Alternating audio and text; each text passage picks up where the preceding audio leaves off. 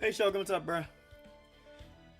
Anyway, what is up, everybody? This is a Broken Twitch, though, coming at you guys again with more Fate Grand Order. I know it's been a while, though, since I've streamed this, everybody, though. Once again, I do apologize, though, for the constant delays and stuff. I have been really busy over the past couple of days and stuff.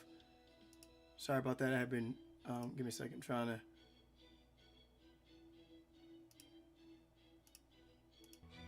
Okay, there we go. So yeah, everybody, we are going to continue with our FGO live stream here. FGO live stream, though. I just sent the link out to my buddy Jedi. Hopefully, nothing much. Just feeling like shit. Yeah, dude, I completely understand, bro. Don't, bro. Remember, dude, like, just remember what it is that we talked about, bro. We, you know, you gotta. For the time being right now, man, bro, you just gotta, you know, just be patient, bro, though, man, bro. We'll find some way to make this work, bro. But don't beat yourself up right now, bro. Time being, no, what you gotta do right now, Shogun, is for you to just sit back, relax, and just enjoy the stream, bro. Enjoy the stream, bro. I'll you know, just use this time. Then use this time to just relax, bro. Okay. That's the reason why I'm doing this. Anyway, I sounded like a baby last night. Good morning. You may be ashamed to not have a banquet, but there is an upside. We got the bed earlier. So, what would you like to do today? If you don't have anything particular in mind, I'd like to go outside the village again myself. First, I need some food. I'm really hungry. Huh? You're hungry? Yeah, I'm hungry though. We didn't have a feast last night. Remember that? Oh, good morning, Hermia. I'm sorry we couldn't give you the welcome you deserved last night. Fortunately, we should be able to make up for it tonight, so I do hope you're looking forward to it. Is something wrong? You don't seem like yourself. I'm sorry, I didn't have anything to eat yesterday, so I'm just really hungry. Huh? You're hungry because you didn't have anything to eat? Haha, but don't be ridiculous. Needing to eat is not like you're human or something. Wait, you're serious? You know, now that you mention it, oh my, I can't believe it. I never thought such a thing could be possible. Laboramia? Everyone, I have big news. Hermia is human. We have an unregistered human with us. Huh? Come on, it's too early for this nonsense. There's no way a human would be here at all. I'm not joking, but take a closer look. It's not that her wings were torn off. She never had them to begin with. Hurry, come quick. We can't let her... Hurry, come quick. We can't let her... get out to the woods. Oh my goodness, I feel terrible about this. If only I realized it sooner. Now I'm even more sorry we didn't give you the kind of welcome you deserve, Hermia. But don't worry, we're going to make up for that right now for a really fun welcome party. What a wonderful day this is.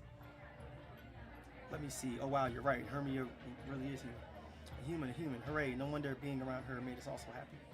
This is great. Now we'll never have to worry about turning into Moors. What? Oh God, Lord Jesus. Why do I get the sense I'm in trouble? Oh no, almost forgot. Be careful, Hermia. If you tell them you're hungry... I'm too late. Are you human too? You are, aren't you? You don't have wings or command spells. How about the guy with the harp? Is he human? No, wait. He's a fairy. That's right. He didn't eat anything, but who cares? Just put him with the others. It's easier that way. Oh, shit. Here, Hermia, Mash, and Tristan, please. Let me show you to the best spot in town. From now on, you'll be staying in a tent at the town square, right in the middle of the village. There's so much to do, I don't know where to begin. Oh, shit. Oh, well, we're fucked. Lord Jesus, we is fucked. Whoa. It's been half a day since we were packed into this tent without so much as a word of explanation. How's the food they've been bringing you every hour, Hermia? It's great, but there's too much of it. Still, at least they're being nice to us. I think you're trying to fatten us up, though. So you can cook us. We're not allowed to go out, and there are fairies guarding outside the tent in shifts. This isn't a welcome party. We are prisoners.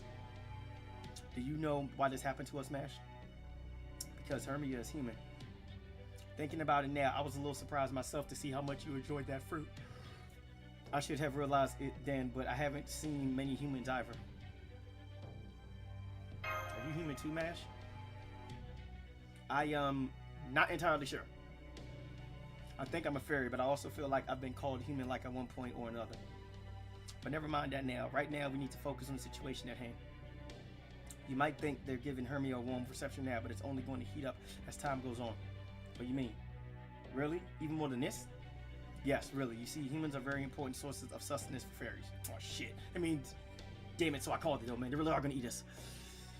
Just having a human nearby makes them happier, almost like a mental balm. But these days, the human population is carefully managed by the queen, leaving lower-class fairies without any humans for themselves. In fact, the fairies of this village wound up here because they didn't have humans. So, if nothing else, I'm sure they'll take good care of you, Hermia.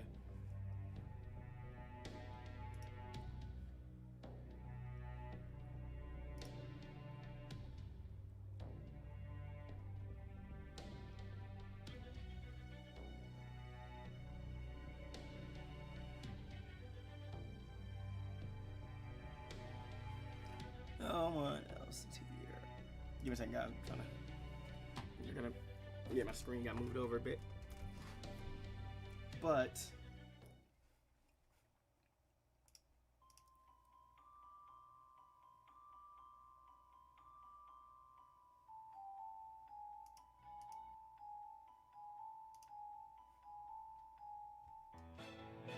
yay, humans in the village. And not defective ones from the rebel army or ones made for the queen. Real high quality humans. This is so great. We'll have to keep them safe so they don't get hurt. We'll have to figure out what they eat too. They say you can't just give them nuts and fruit. Technically you can, but humans like meat, right? So we'll have to go hunt some meat in the woods. Man, I'm so jealous of the guards. I can't wait until it's my turn. I just want to be near them. I want to make them laugh, make them uncomfortable, make them cry. Whoa, what the fuck? Okay, that's kind of sus. I want to comb their hair and pull off their fingers and skin. Whoa, whoa, whoa, whoa, whoa, whoa, whoa. What the hell, man? Pull off their fingers and skin them alive. What the hell? Oh, God. Oh my God, these fairies are monsters. Too bad there's only 2 of them. No fair that Halabarami gets to decide who goes first. We'll never all get a piece of them that way. I just know I'm gonna miss out. Yeah, we should just chop them into pieces and share with everyone. Oh my, yo, they really do want to cook us and eat us. Holy cow. I'll take the left eye, you can have the right. Whoa. Yeah, I'll take the right finger, take the ring finger, you take the middle one. Yay, that way everyone can each get a piece. Yo, these fools are really trying to eat us. Hey, what do you guys think you're doing? It's not your turn yet. Get back to your tents. And don't try anything with Hermia. You should have seen her on the athletic field. She used her head to score a goal. Her head. I've never seen anyone play football like that. She's a really entertaining lass. As long as she's around, we're going to have more fun than we had.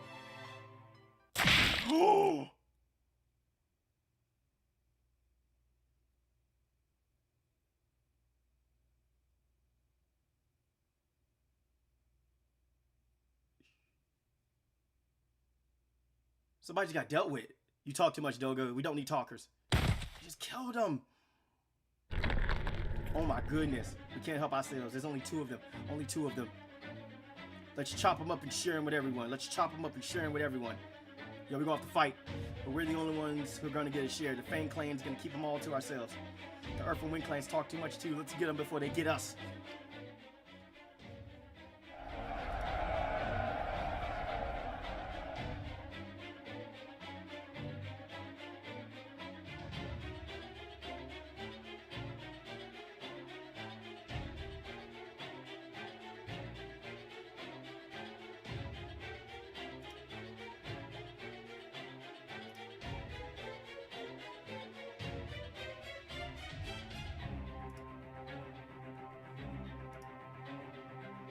Is that fighting?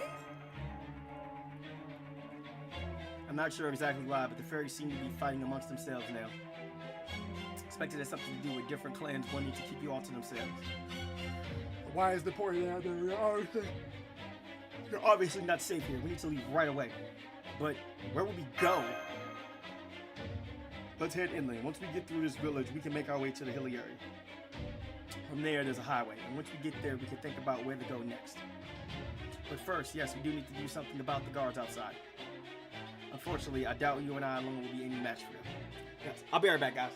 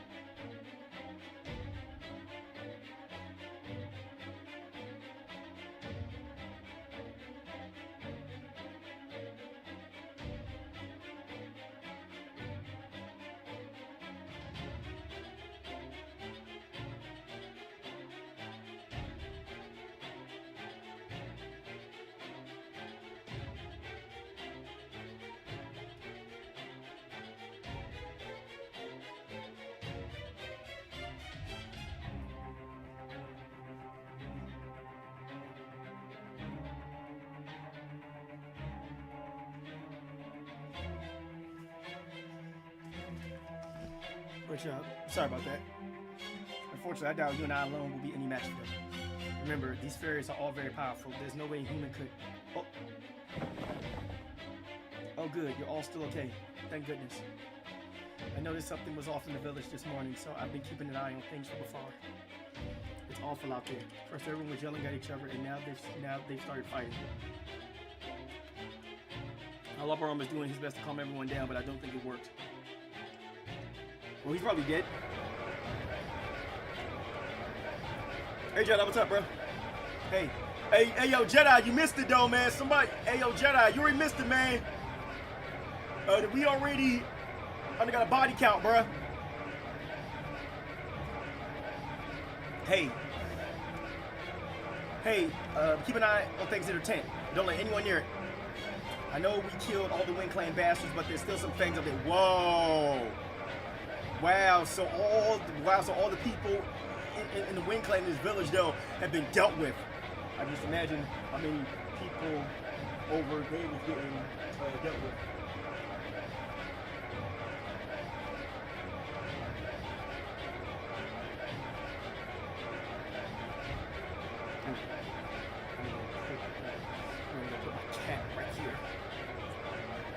There's still some fangs out there. Ain't no way. Ain't no way we're letting those veggie love. I'm gonna say it's the right way. Ain't no way in here we're letting those veggie lovers take the humans away from us. We're gonna divide them both up evenly among them. And then we're gonna deal with them. Oh yeah, we're gonna kill those fools. Oh yeah. And then we're gonna raid the tent. We're gonna take those bitches out. Yeah, man, that's all you can do, Shogun, to stay positive, bro. It's no use, Hermia. They're not the fairies you knew anymore. They're being driven wild by their bloodlust. Of course. Come with me. I can get you out through the weak stitching in the cloth where I snuck it. You do want to go out into the woods, right? Then please, trust me, I know a way inland. Now come on, hurry. Those are Earth Clan fairies. They look nothing like they used to. Of course they're not. Monsters. How this sad. Oh my god, did Tristan just are you looking? How this sad to me. What do I see now but the devil? Stop that. Tristan, you can't play your harp now. They'll hear us. Hey, did you just hear something? Maybe one of the Wind Clan bastards survived. Kessie, Gam, go check it out. The rest of us will head to the tent. Crush their legs first. But I'll keep them from running. Oh crap, we gotta get out of here, now. We gotta go. I'm so sorry, my fingers moved before I realized what I was doing. Anyway, yes, we need to get out of the village. I'll bring up the rear. This way, everyone, please. Follow me. Let's run. Get the fuck out of here, though, man. Let's Mad Max it. Mad Max it.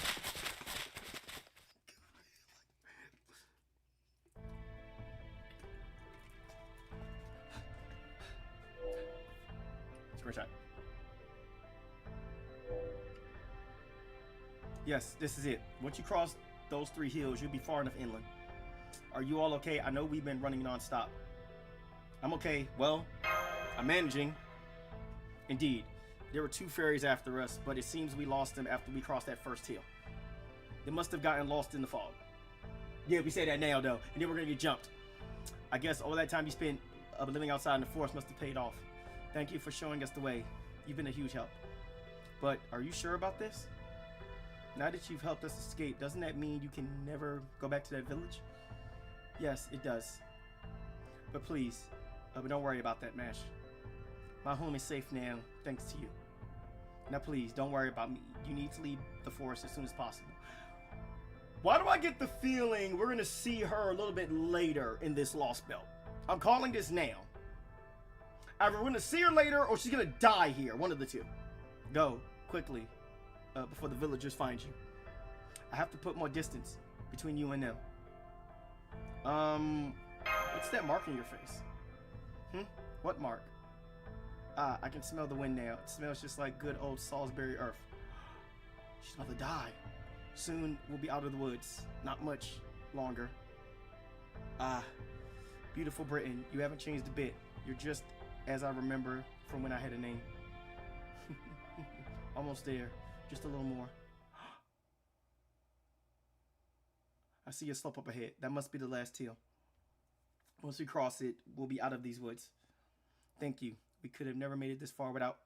What's wrong? Uh-oh. No! Oh my gosh. Are you okay? Are you hurt? Why don't we take a little... shut up. Just shut up. Don't touch me. Don't touch me. It hurts. It hurts. It hurts so damn much.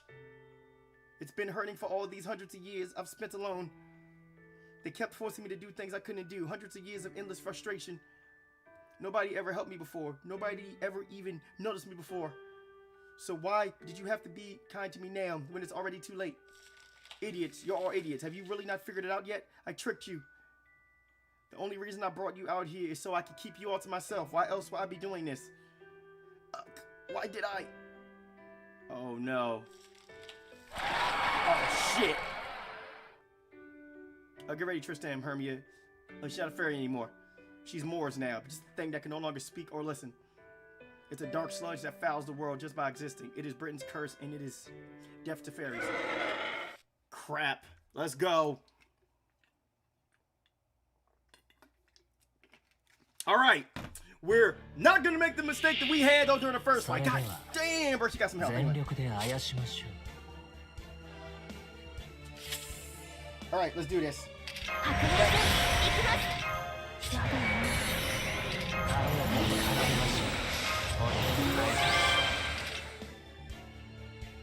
So these critical buffs? Wait, hold on. Now we're moving buffs. Okay, so I can't move. Okay, fair enough.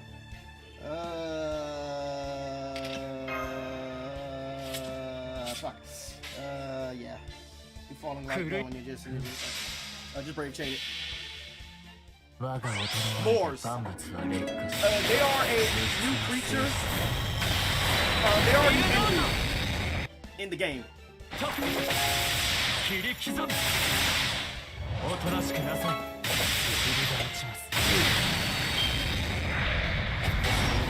Yeah, we gotta...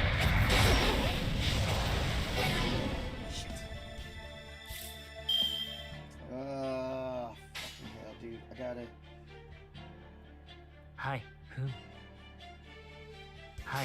Yeah, I'm gonna have to really play this smart though. But honestly, I should be able to make it through this though, no problem though. Ooh, thank you for the crits. Let's go. Do it again. Let's go. Okay, cool. That makes it easier. Hit mash. Hit her again. Hit her one more time.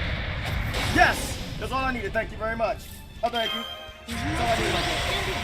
Around Caliburn. Let's go. We got a turn. Yeah, we're not going to have a repeat of what happened during that first fight where I had to use one of those blue gems. I ain't stupid this time. Crits. Let's go. This should be game. That does nothing. That does nothing. Alright, let's end this. 1, 2, 3. Honestly, this should be game though. Regardless if Castoria dies. But honestly, I think this should be game right here. It should kill. Doesn't kill. Okay, fair enough. Doesn't kill. Okay, fair enough. For that. Alright. Shit. Ow. Alright, so Brave Chain. There we go, got her. Let's go. We got it. Right. Let's go.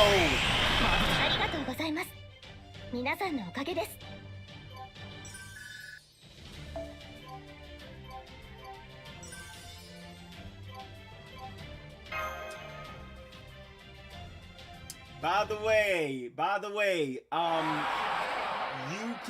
way, you can get yourself like some Saint Courts just by going through Lostbelt No.6 nodes and stuff. You get the courts and stuff. Be careful, Hermia. She's not done yet.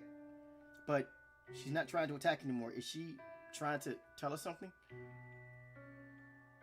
Pardon me.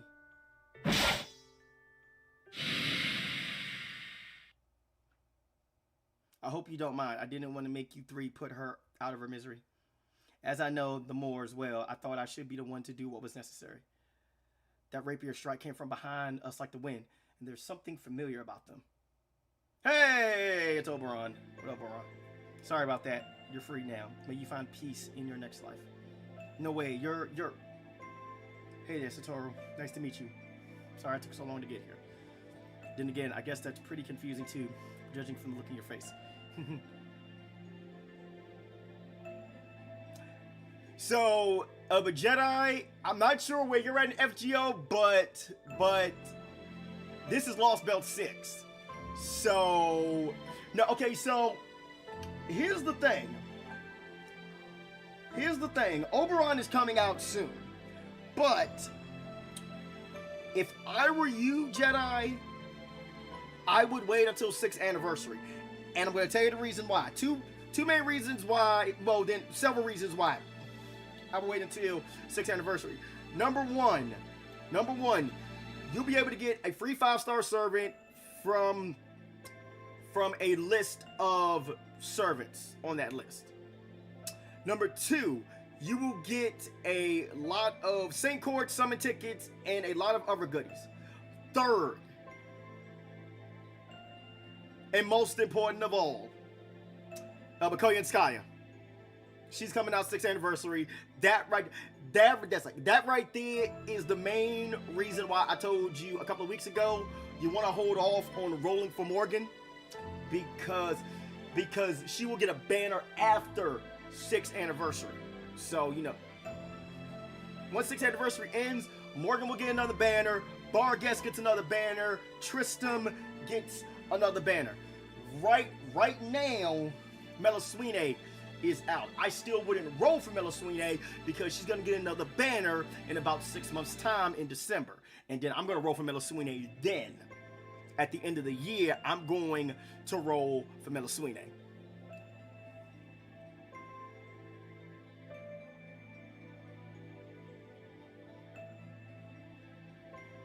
The king doesn't typically introduce himself, but none of my attendants are here, so I suppose I don't have a choice. Yo, Shogun, don't worry about that, man, bruh. Don't.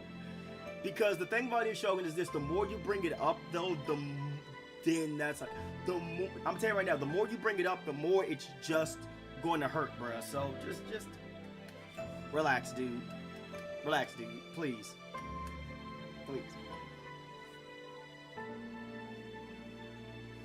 I am Oberon, a heroic spirit summoned here by humanity. I'm the one and only servant in all this Lostbelt who's destined to help you. Most people know me as Oberon the Fairy King. What do you think? Pretty cool, right? Are you breaking the fourth wall, sir?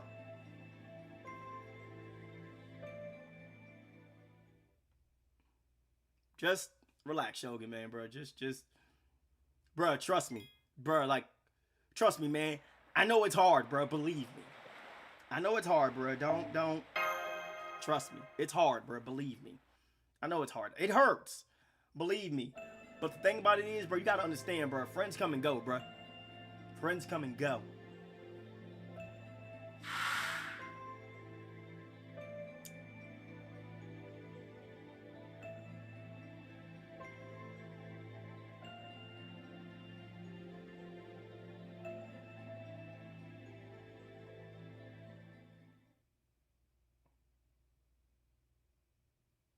That's right, my name's Satoru, and yours is... Indeed, you are Satoru, the Master of Chaldea.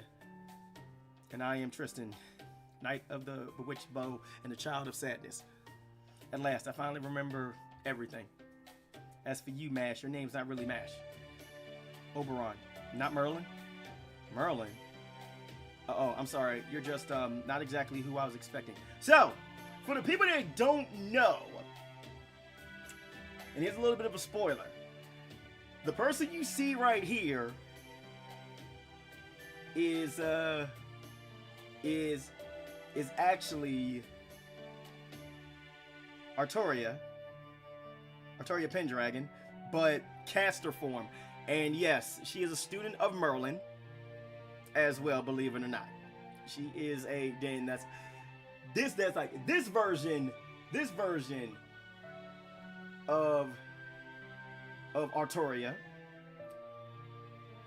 is a student of Merlin. Wait, what'd you say? Oh, I'm sorry, you're just not okay. But you look so much like someone I was thinking about, but it threw me off for a moment. At any rate, I remember who I am now too. My name is Caster. Altria Caster. Artoria, Altria, same thing. Oh, but that's kind of a mouthful, isn't it? Really, Caster was just my name in the village I'm from, so please, call me Altria. I'm relieved to see you've got your names back. Now, we better hurry or you'll get caught in that fog again. Go on, get going. See those trees over there? That's your goal. First, you should all see what Britain is really like. After that, we'll have plenty to talk about. That's true. That's true. We need to get out of these woods. I agree. Let's go, Satoru. It's time you saw the Twilight Island home with so many fairies. The utopia of wind, earth, and life, blessed by song and rain. The Isle of Britain.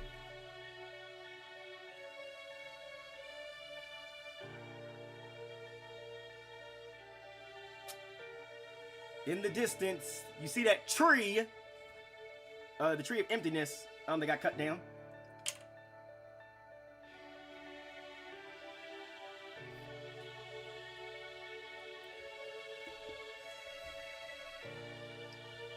I'm gonna screenshot those.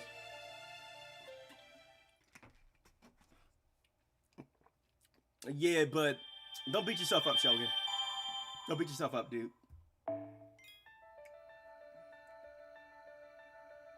Oh, there we go. Next. Request completed. Give me my notes. Thank you very much. A fragment. Altera, potato, tomato, tomato, difference. Yep. And you know something else? Here's the thing though. I like the presentation of this Lostbelt. Because the thing about it is this. Though. Shogun, Shogun, you probably have never ever seen this game before. But a Fate Grand Order is basically a game surrounded by history. Real and fictional history. So, seeing as you've seen the name Merlin, you should know all about Camelot and the Knights of the Round Table. You just saw Tristan as well, who was a Knight of the Round Table. This game is for people who are who really enjoy history. If you enjoy history, you're gonna love this game.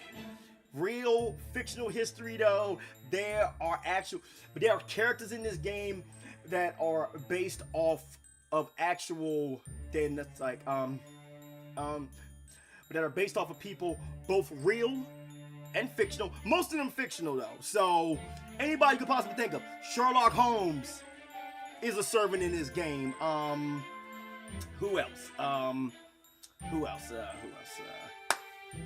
The Morgan Le Fay in this game, who we will see a little bit later. You know, almost anybody you can think of. The Quetzalcoatl in the game. You know, though, just almost any character you could possibly think of is probably in this game. Or will show up in some way, shape, or form in this game. Anyway, meanwhile, several days after she got separated from Satoru, the girl managed to make it out of the nameless woods on her own ahead of the others. Was it the difference in her innate servant abilities? Simply a stroke of good luck? Neither. In fact, she was simply swept along by a Morse current and unceremoniously spat out experience. Oh yeah, the kind of Monte Cristo though. Yeah. One of Jedi's favorite servants.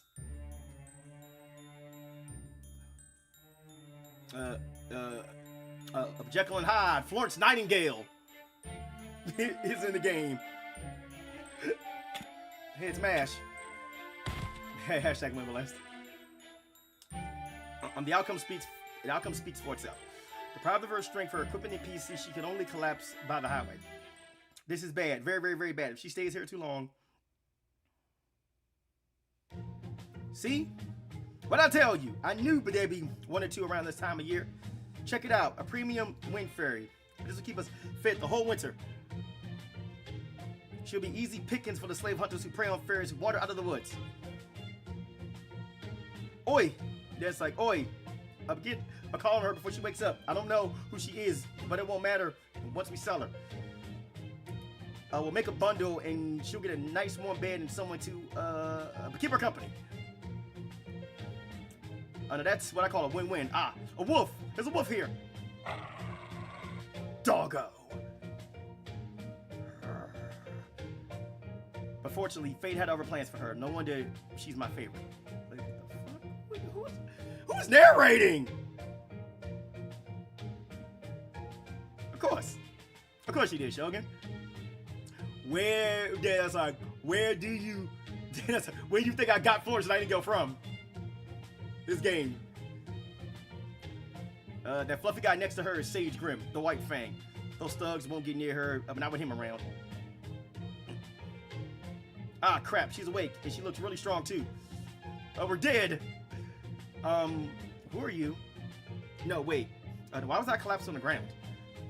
Phew, she doesn't remember anything. Hey there, young lady. We're just, you know. Oh, a group of kindly caretakers. It's our job to help any fairies who collapse on the side of the road. Yeah, that's it. We're here to help you. Now go on, get in our cart. It's the latest model from Norwich, and it's way better than walking. One of us pulls while the other two smile. That way, two can relax, and only one has to work. But hey, don't worry.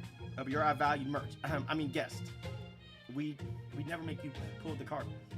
Now, what are we gonna call you? Say, what do you think of Nice Brothers? Doesn't that seem like a great name for her? You mean we're not going with Urchin like usual? Well, I guess a little change of pace wouldn't hurt. Sound good to you, Annis? Now go on. Try to stand up. Here. Hold on to me if you need. Besides, you don't want to be lying on the ground too long. Or the giant, odd Gogi caterpillars eat you right up. Okay. Thank you. Whoa, what's with all that metal? She's got an iron shield, iron armor, and what's this? Canister? Damn, you think she's one of the Queen's Knights, seeing how she's got all these weapons? You guys sure this is a good idea? What if the Queen kills us? This looks like Tintagel, Cornwall, UK, where ruins are what is believed to be the mythical Camelot. Ooh, really? Dang, man. Hey, you're still a big scaredy cat, aren't you, Wag? Don't worry about it. Even if she is one of the Queen's Knight, who cares? It doesn't matter if she can't remember anything. Yeah, what's gonna happen when she doesn't even know her own name? And if she doesn't have a place to call home, what's wrong with taking her to a new one? As our merchandise, of course. Three fairies exchange a knowing look and cackle. And so she and all her things wind up on the cart with not a clue as to who she is. The cart begins heading north towards Gloucester, beginning another separate journey. But all that aside, dog. Hey, that wolf's still following us. What we do, brothers, just shut up and walk. You really don't want to mess with his life. They say if you kill one, you'll become a Moors. Guess we'll just have to let him tag along too. Maybe we can even sell him off along with the girl. Don't worry, these fairies won't be having much luck as long as her intimidating furry friend is around. Bro, like who the hell is narrating? Give me my same course.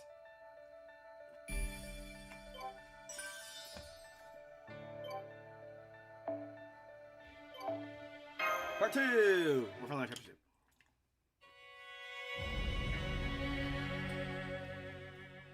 Salisbury.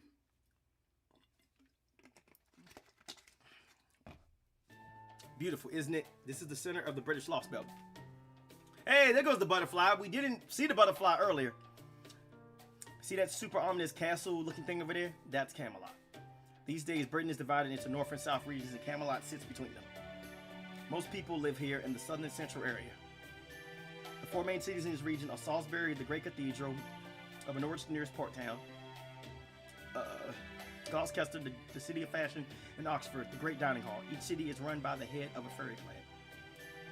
Excuse me, sorry to interrupt, but do you know where Mash and Da Vinci are? Huh? I see. So there were others from Chaldea with you. I'm very sorry, but you were the only one I managed to find. Great.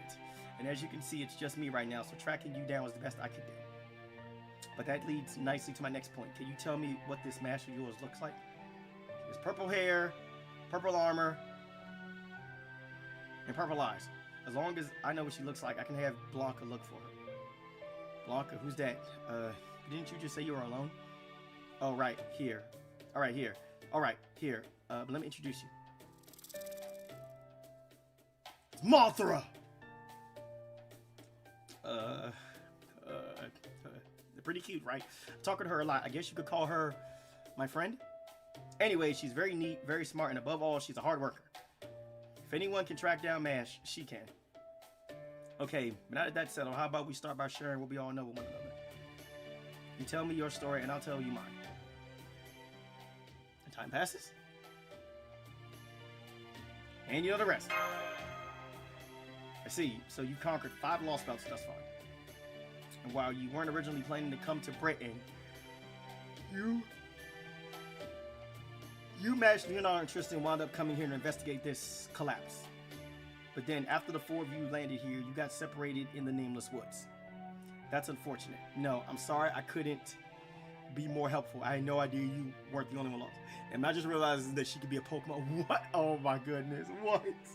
Oh yeah, you're gonna. Oh yeah, Shogun. I'm gonna tell you right now, Shogun, you're gonna see a lot of various critters in FGL.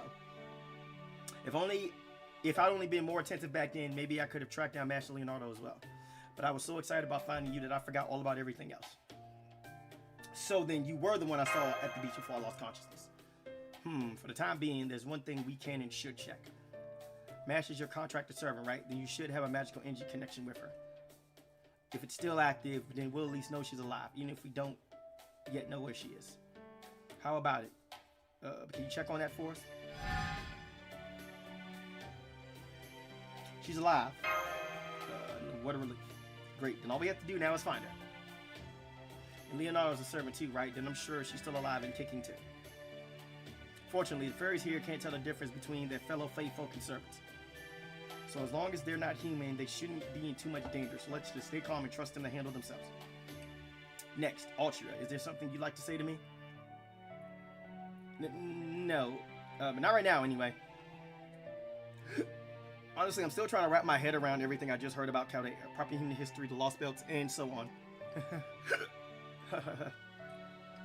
Although, getting back to servants, heroic spirits, is that like a human turning into a fairy after they die? And you said both you and Tristan are servants yourselves? That's right. If you want to know more about heroic spirits and servants, I'm sure Satoru there will be happy to fill you in on the way. Between a resident of this Lostbelt like you and a master for proper human history who's a guest in this world, you two should be able to catch each other up on almost everything. On the way, you said. But does that mean you have a destination in mind, Oberon? I do indeed. When you're trying to track someone down, a big city is your best bet. Besides, you and Satoru both need to get used to the way things work here in Fairy Britain. So our next stop is Salisbury, the biggest city in the south. There we'll find food, clothing, shelter, everything we need, really. It's just about a 4 days walk from here. I know you've been up all night. Do you think you can make the trek? Of course. Good answer. You've definitely got spirit, but you're also tempering it with a healthy dose of cool-headedness. I like that. Salisbury, huh? What should I do? It might be kind of dangerous to go back now. But I also can't leave Satoru to fend for herself. Plus, I don't care what this Oberon guy says. He really seems a lot. Sorry. Plus, I don't care what this Oberon guy says. He really seems a lot like Merlin. Would it be okay if I came along too, Satoru? I know I mistakenly went by Mash's name for a while there. But I want to know more about you and about, the proper human history. Oh, sorry, I just assumed you'd be coming with us. Right, of course not. Oh gosh. Sorry, right, of course not. Oh gosh. What am I even saying? Of course, you wouldn't want a country bumpkin like me tagging along. Huh? You're shaking my hand again? But does that mean it's okay? Of course. I'm glad to have you with us, Altria.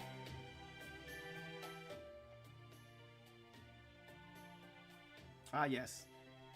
Now that's a lovely friendship. I was definitely on pins and needles back in Cornwall, but it seems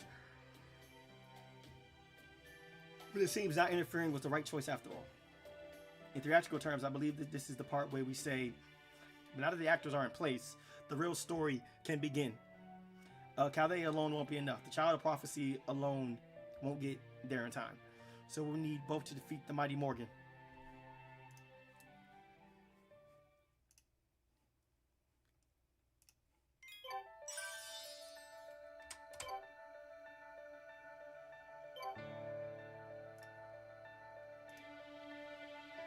Alright, next fight.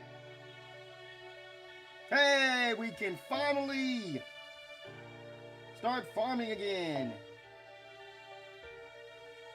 Yay! We finally get our hands back on our regular servants. The prophecy was true. That girl is our star of hope. She will be our salvation. She will be our path to forgiveness. She's our savior who drifted to our shores with a ship full of treasure. She's the one who will hear the voice of paradise and chant the promised name. Ah, dear Altria, may you grow to the age of 16 healthy and strong. May the Queen's soldiers never find you. One day you will go on a journey to ring the 6 bells and save all of Britain. A journey to welcome our true king.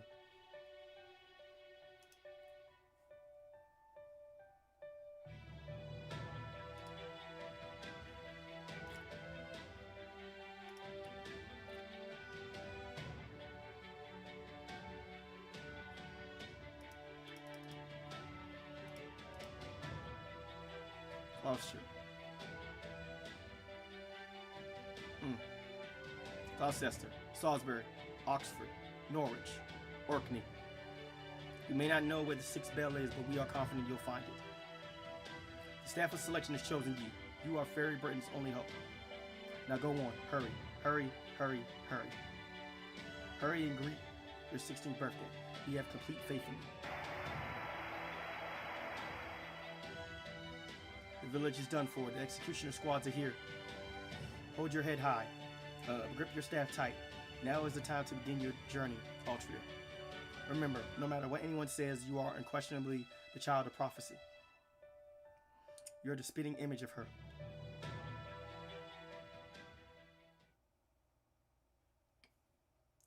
Yeah, this is gonna be deep. I'm sorry. I'm sorry I'm so weak. I'm sorry I can't live up to your expectations. I'll do my best, I promise. As much as I can. Smack, smack. Are you sleeping already, Altria? Huh? Oh no, was I asleep? I just remember. Wow. I think they meant to say I just remember Tristan playing his harp and then how this says me. I was merely trying to soothe your exhaustion. But I cannot help but notice you don't seem to care for my music, my liege. Maid Altria. I'm sorry, I'm just not used to hearing music. But it really did help me fall asleep peacefully. I'd love it if you played again when it's bedtime. Ouch, you wound me, Maid Altria. No bard wants to be told his music puts people to sleep. Hey, you can't blame her. We've been walking non-stop nearly all day. We're all exhausted. Hey, he's got a different flying insect on his finger. That's why we're camping out here tonight before making our way to Salisbury tomorrow morning. Altria, you can put up a bounded field to keep wild animals away, right? I hate to ask since I know you're asleep, people. Would you mind? Oh, yes, of course. Okay, I'll be back soon.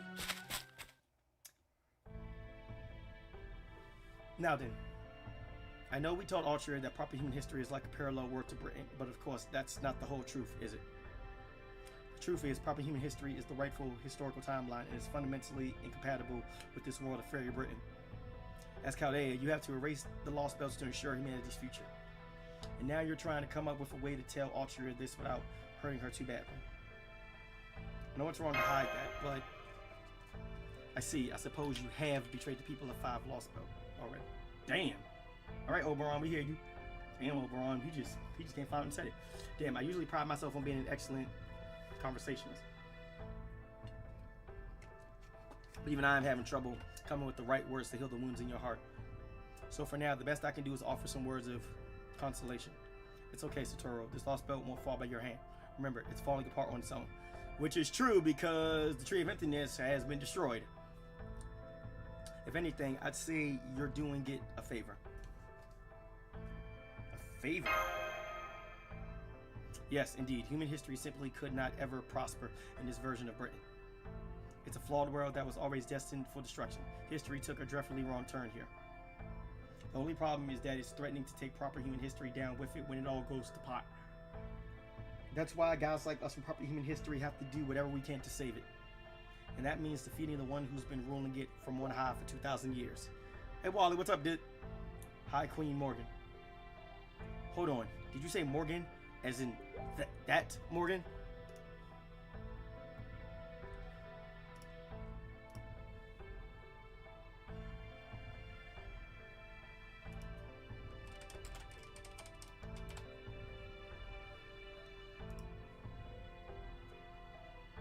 Yep, that Morgan. The same one who proved to be King Arthur's ultimate Achilles heel in proper human history, even after he united all of Britain. The extraordinary witch who lured King Arthur into countless traps so she could take Camelot for herself. And the mother of Mordred, the treacherous knight, the child of King Arthur who proved to be his downfall. You know what the funny thing is? It's funny. It's funny, really. So, a good friend of mine, Phil, I'm not sure if Jedi is still here, but he'll see this later. But the funny thing about it is this, though. My friend Phil was actually rolling for Queen Morgan, for Morgan Le Fay, and guess what happened? He wound up getting spooked by Mordred on that banner, which was kind of ironic. I'm gonna screenshot this. I'm gonna send the Phil later. She's the one who ultimately destroyed Britain, and here she's Fairy Britain's ruler, and she will bring it all to ruin. Let's see. I think you Chaldeans would probably refer to her as this Lostbelt's king. Queen! Queen Morgan. Anyway, based on everything you've told me, it sounds like Morgan's behind the outside world's abnormality. So as long as you can defeat her, that should end the threat to proper human history. After that, you can just leave this place to its fate. Whether it falls apart or pulls itself back together, you won't need to feel bad about it. Look, over there. Look over there. What was the Lostbelt needs to survive again? A tree of emptiness? Well, I'm guessing that world tree, the giant ash over there beyond the sea, is it. Oh, Jedi's here. And as you can see, it's been dead for a long time, so this Lostbelt definitely hasn't got long left. Was it ever on fire at any point? Oh yeah, now that you mention it, it was. It went up in flames not too long ago, then died out again just as quickly as it started. I wonder what that was all about anyway. Anyway, I think that's enough talk for tonight. But don't want to overdo the info dump. So even if you don't remember anything else we talked about tonight, at least remember this. Defeat High Queen Morgan, ruler of Fairy Britain. Nice and simple, right? As for the rest, I'll tell you once we reach Salisbury. Once you see a Fay city for itself, I think you'll have a much better handle on what life in Britain is like. Whoops, sorry to interrupt. But we got monsters. Get ready to fight, Satoru. I'm so sorry, I accidentally skipped a couple of steps when I was making the bounded field. And I ended up, and I ended up summoning a pack of wild birds by mistake. Could you help me out, please? Man, I never thought the day would come when my liege would beg me for help. I'm sorry, I keep forgetting she's not the King Arthur I knew. Oh, this is so embarrassing. Even if she's not, I'm still glad to have her around. Me too. It's such an honor that it actually makes me feel sorry for the other knights of the round table. Here they come. Be careful, Satoru. Britain's beasts are not to be trifled with. All right, let's do this.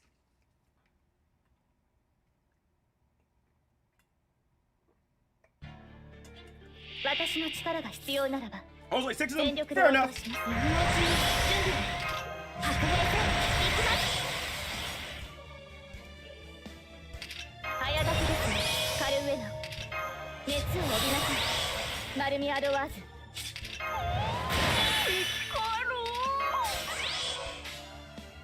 探っているように。剣圧にて海を立つ。櫓のごとくクジラ部大入道御剣といず魔剣破り受けたまわる。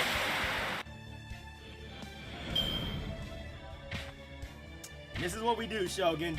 We catch bodies.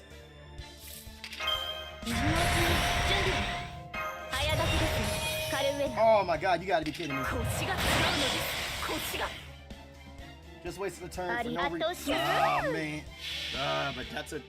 Salisbury's where Stonehenge is located. Really? And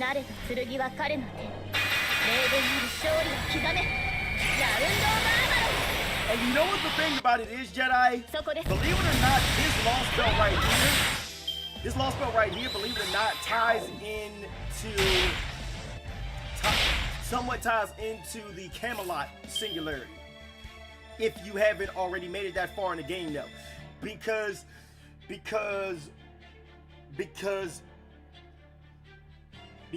it comes to when it comes to the Camelot singularity and the Avalon Lostbelt, they're basically two sides of the same coin, but the reality is flipped. Because in Camelot, you had Artoria in charge. She was pretty much in charge of everything. In Avalon, in Avalon, you have Morgan Le Fay in charge of everything. Hey, Shogun!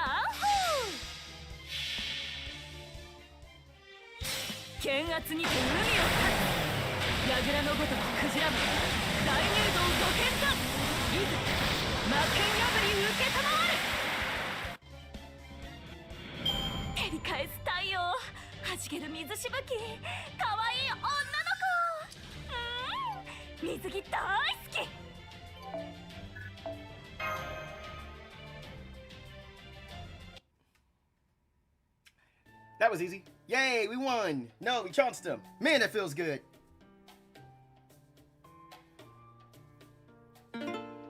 This makes me happy.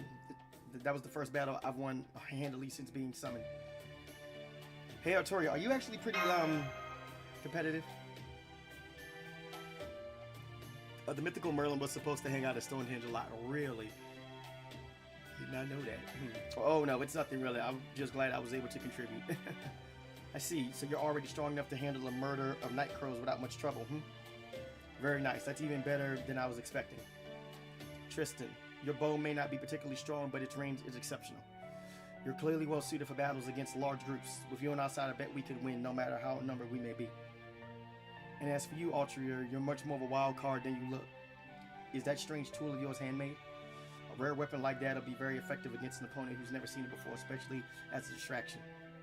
And above all, your summons were fascinating, Satoru.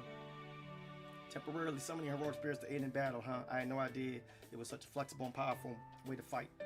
Human magecraft doesn't tend to work very well against fairies, but summoning heroic spirits is definitely an exception. The only problem with it is how long you can last, given the incredible demands of your stamina, magical energy, and sheer luck. Plus, it seems like the longer the battle lasts, the more of a toll it takes on you. But as long as you're careful about that, you should be able to handle anyone, fairy or not. Wait a moment, human magecraft. You can use magecraft, Satoru? Oh no, why is that surprising? Oh gosh, I'm sorry, I was just a little taken aback. You see, magecraft isn't really used much in Britain. Basically, fairies perform sacraments without any help from basic magecraft spells and mystic codes.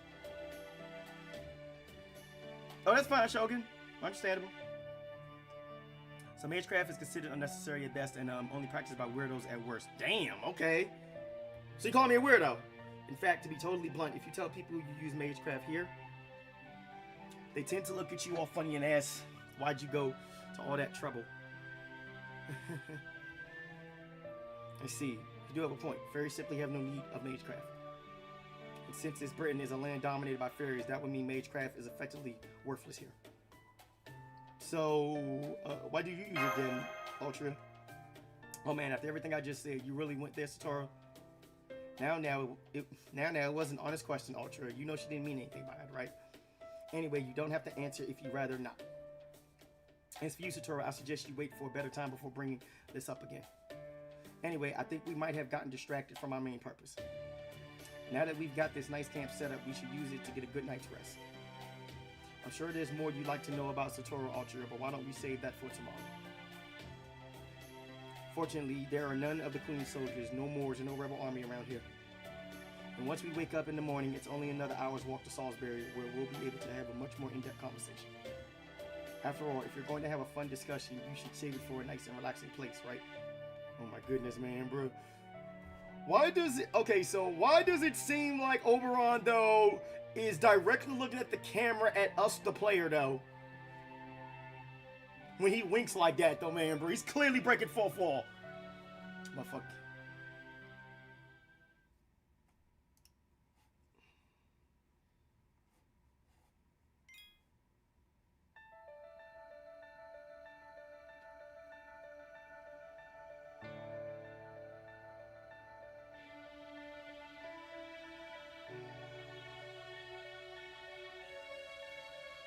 Right?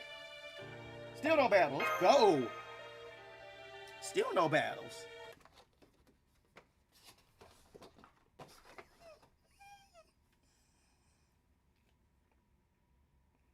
No, it's my beast. And that's the gist of the world's history up until 2017. Wow, so other worlds really do exist. England, Scotland, Ireland. And you said there are other countries beyond the Isle too, like France and Italy? I can't even imagine so many different countries and cultures and people. It sounds like you come from a really wonderful world. Britain without the fairies, huh? That sounds like a nice change of pace. Well, from where Satoru is sitting, I'd imagine she finds this Britain full of fairies to be quite the change of pace. Hey! Hey! Stop vanishing, flying insects. I do have to correct you on one thing, though. It's not that there aren't any fairies at all in proper human history, where Satoru comes from. While mystics have definitely faded since the AD era began, fairies are still around. Though, of course, there are far fewer of them, and they don't reveal themselves to humans much. Heck, I'm a fairy heroic spirit myself.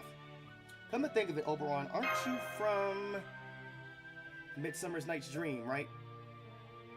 Written by William Shakespeare, England's greatest playwright, it may well be one of the most famous stories about fairies. It's basically about a love square between humans. Two of the most important characters are Oberon, the king of the fairies, and his queen, Titania. In the story, Oberon wants Titania to give him one of her pages. So he hatches a plan involving a potion that will cause the drinker to fall in love with the first living thing they see upon awakening. But two humans end up taking it by mistake, causing them to forget about the person they love and mistakenly believe they're fated to be with someone else. Well, without going into too much detail, it all wraps up nicely in the end. It's the sort of comedy of errors focused on love and miscommunication you see everywhere. Okay. Okay, the fact that Oberon, you know, like he turned his head and looked down like this though, man, this dude is clearly a freaking romantic, bruh. He's a romantic. But unfortunately for me, it became so popular that it kept being retold for generations. Thanks to that, the word fairy is now synonymous with mischievous puck and narrow-minded King Oberon. So at least in one sense, I might be the most famous fairy in the world. If you've never read it before, you should give it a shot once you get back to Chaldea. It doesn't paint the most flattering picture of me, unfortunately, but never mind that. And just to be clear, I swear I wasn't trying to make trouble, okay? I'm just a plot device, really. Only there to get the romantic hijinks rolling. So, I was right. So then, does that mean you're a fictional character, Oberon? Is it even possible for someone as vaguely defined as that to become a servant? No, it isn't. While Shakespeare's A Midsummer Night's Dream is indeed how he is best known, legends of Oberon the Fairy King have existed in Europe since ancient times. Perhaps most notably, there is a poem about him from the 15th century, well before Shakespeare's time, where he is described as a king of fairies who can use magic to make any wish come true. Really? I didn't know about that one. The point is, the character was inspired by an existing model, and that model must have become the base for my servant form. Which came first? Who knows? Just another version of the chicken and egg problem. So what about Titania then? Oh, she's all Shakespeare. There are no legends in fairy history of anyone by that name. The name Titania probably came from the Titans of Greek mythology. Oberon in A Midsummer Night's Dream is pretty self-centered after all. You could never find a lady who would tolerate him, so Shakespeare had to make one up. But I digress. Sorry for wasting our time. Salisbury is just up ahead. Don't worry about the guards. I'll handle them. All you three have to do is stay quiet. It's okay. My face is basically a free pass to the sea. Alright, one more thing. Do not tell them your names. If they ask and you can't avoid answering, make something up. We don't need anyone else finding out that you're human, and you never know who might be listening. Hold on, isn't it dangerous to lie to fairies? I've heard their eyes can see through falsehoods. If so, shouldn't we try to avoid lying wherever possible? Oh, don't worry, the fairies here don't have powers like that. I don't know if they lost them thanks to all this prosperity or if they threw them away in order to be prosperous. Whatever way, they definitely can't tell truth from lies anymore. Tinkerbell and the Cottonleaf fairies are the most famous fairies in the world, Oberon. The only way you can tell if you're dealing with a good person or not is when everything's said and done. How else could someone as evil as Morgan have stayed at the top of his world for so long? Yes, 2,000 years though. Yes, 2,000 years though. For 2,000 years, Morgan Le Fay has been in control, and she has ruled Avalon with an iron fist. And do you know the reason why Morgan Le Fay has done that? I'm going to tell you the reason why. Because through it all, Morgan Le Fay don't take shit from nobody. Because she just rolled that way.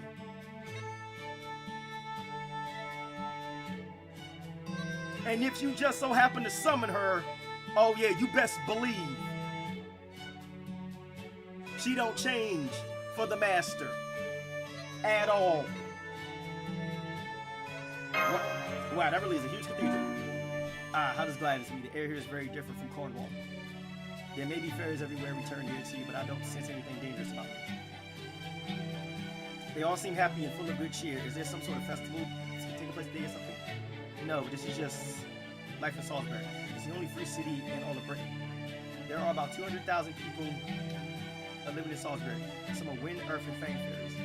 Some are fairies who emerge spontaneously from nature, and some are even independent humans. Independent humans? Humans who have won their freedom and now belong to no one but Britain itself. I was hoping to tell you about that aspect of life here once things are settled down, but I guess it was bound to come sooner or later. And since the great cathedral is here too, this seems as good a place as any to get into it. But you Chaldeans may have thought there were no humans in this Lostbelt, but strictly speaking, that is not true. Humans do exist here. They're just not at the top of the hierarchy. Here, they're used as tools to enrich fairy society. Copying history terms, they're essentially slaves. Didn't you think there was something strange about this sea? It's wrong, twisted, unseemly. You're right. It's more like a human city rather than a fairy. Exactly. Fairies are supposed to live in harmony with nature. Even when they form communities, always forced children and stone children gathering under the same great mother. They were always just the divided spirits of the planet who never possessed a culture of their own. But as you can see, Fairy Britain has become a place where fairies imitate human society. For about 14,000 years, fairies have raised humans like cattle. In that time, they used humans' innate creativity as entertainment, which in turn allowed them to flourish. Fairies live long lives and require no sustenance whatsoever. Since there's nothing they can't do, they never change and they never try anything new. In contrast, humans have countless weaknesses. They live short lives, their injuries don't heal, they need food to survive, and they can easily be killed by wild beasts. Which is true.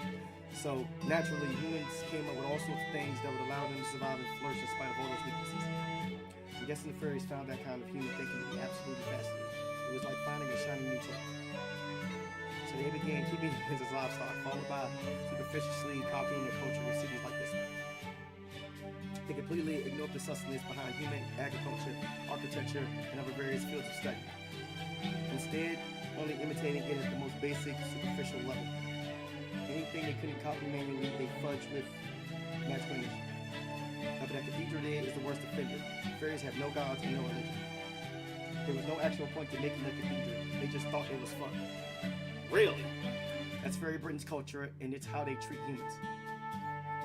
So basically, they ripped off human culture. Well, yes, I guess you can put it that way. Still, as a fairy myself, I can understand how things got to this point. Well, they definitely took it too far. It makes sense they get like this in a world where humans are endangered. Both in proper human history and in this Lostbelt, humans are fairies' favorite source of luxury and entertainment. This land came to be known as Fairy Britain when fairies began regulating humans at a societal level. It's also the key political policy of High Queen Morgan, your enemy. You guys are going to fight Morgan? Yep, or at least that's the current plan. Isn't that right, Satoru? I don't know about fighting yet, but we do need to meet this Lostbelt king. But first, we need to find my other two companions.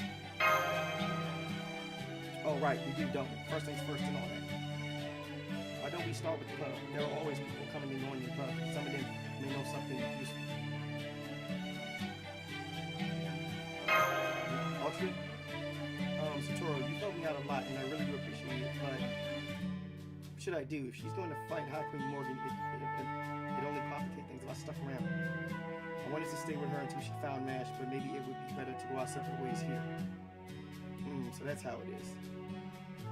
By the way, Autry, do you know what they do to humans in this city they catch without their owners?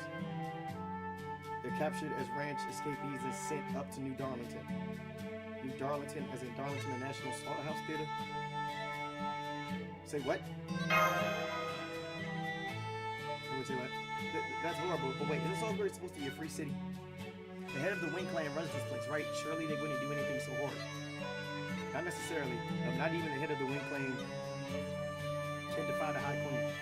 So it would definitely be to our advantage to have as many trusted collaborators with us as we can. Sora still doesn't know right from left here. And on top of that, she's without an owner to watch over her, it'd just be the nameless woods all over.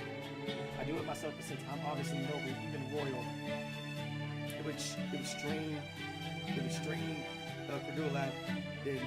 It would strain credulity if I tried to claim a human of unknown origins as one of my attendants.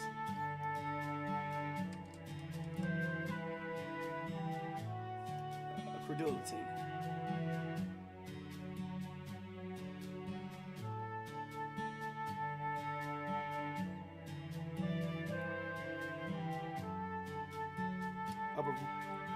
Of readiness or willingness to believe, especially on sight or uncertain evidence.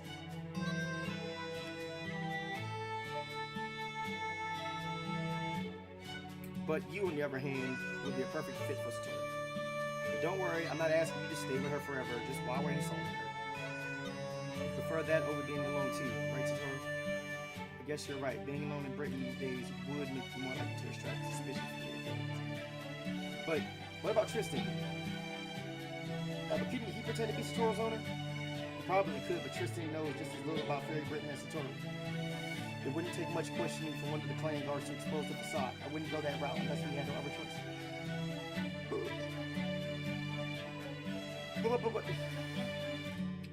She's like, but if I have a human attendant, that would mean I have to be an upper class fairy, which would also make me Satoru's owner, and it would just be pretend. But were you actually hoping to make her your pet? Whoa! Okay. Overall, that's no chill. No, I couldn't. Pretend is fine. I'm still much too young for that. Oh my goodness. Great. But then it's settled. Satoru, Ultra is going to be your owner for a while. It'll be the safest way to travel here. But think you can play alone? No, but don't worry, I actually have some actual experience. Okay, if you're sure you want me for this, then I'll do it. Besides, we've come this far together, so I certainly don't mind traveling together a little more. In fact, looking on the bright side, this is actually making one of my childhood dreams come true. Oh, what dream would that be? The same dream every furry who grows up in the country has. Joining the ranks of upper class city.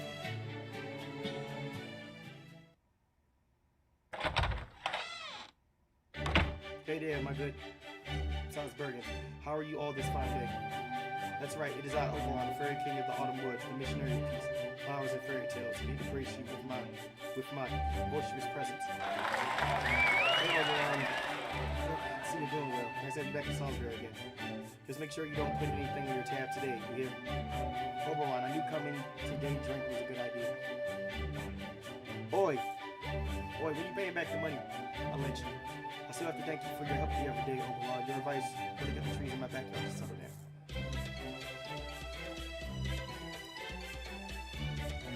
I'm still waiting for you to pay me back though. Love the Avalon. You have some time to spare, right? You said you must have 10 on tea party today. I'm still waiting for you to pay me back though. The fuck? Here's the poor little prince with the 10,000 year tab. Don't worry, I'll cover this round. I am still waiting for you to pay me back though. Oh my goodness, Oberon. Oberon.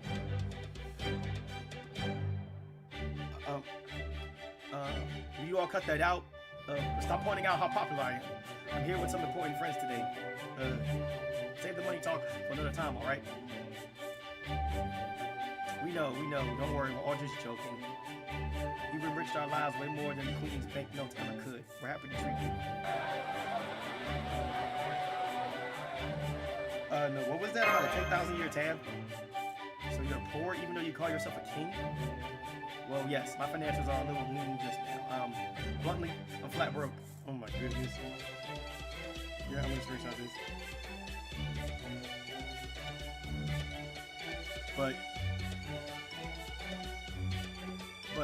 what do you expect? When I was summoned to Friend of Britain, all I had on me was his cloak.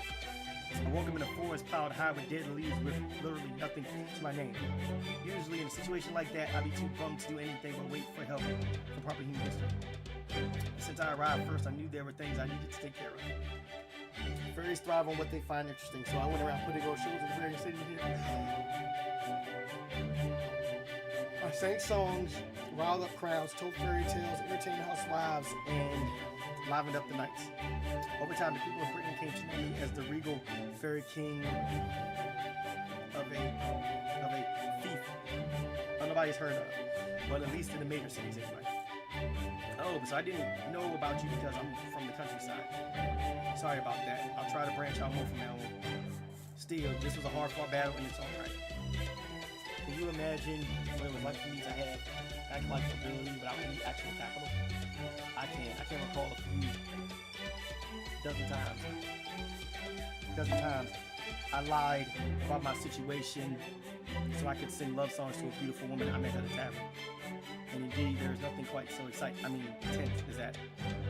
As a fellow poet, Oberon, I have the greatest respect for what you've accomplished. I don't suppose you'd be willing to give me a few in-depth lessons on how to oh my goodness. What? Okay, you know what? Gotta give me a few in-depth lessons on how to roll fairy style, would you? If you really like to learn from me, I'll be glad to teach you what I know. Besides, with your music backing me up, I bet I'll be able to expand my clientele even more. Now I see you're both scoundrels who can't be trusted around women. Wow! Oof! Anyway, where should we sit? Where should we sit, Oberon? My favorite table is the round one in the back on the raised floor. It's harder for other customers to see you there, and it gives you a full view of the whole pub. Now, how about we start with a toast of fruit water? Excuse me, cutie, are you the new server? But let the owner know we'll be using this table in the back, okay? Oh, and we also like to order 4 apple waters. You've got it. I'll have them ready in just a moment. Oh my goodness! What is Da Vinci doing here? Huh? Huh? Da Vinci? Whoa, no way, it's Satoru? Wait, no way, it's Satoru. It's really you. Oh my goodness. Okay, so we found Da Vinci, everybody. We found her. Good.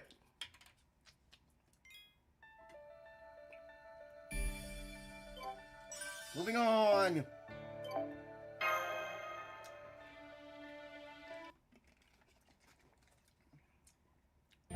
Oh man, you'll never believe what happened to me. So after we got separated in the fog, I let my instincts lead me, and that brought me right back to the beach. Luckily, that beach was far enough away from the foggy woods that I was able to follow the coastline east. Eventually, I caught sight of Salisbury here and figured I ought to be able to learn more in a populated city.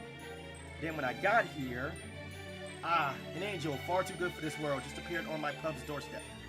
She was very unsteady on her feet, but I could still see the fire in her deep blue eyes when she said, "What a lovely place. Would you let me work here for the rest of my life?"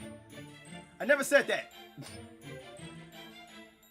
What I said was, I'm looking for my companions, but first, could I have a glass of water? Remember? Well, if you ever change your mind, you just let me know. You're welcome to work here forever. Yes, I heard you the first 100 times, Mike. Now back behind the counter. I'll teach you to make cocktails later. Damn! Damn, man! Da Vinci running the... Yo, Da Vinci holding it down, bruh.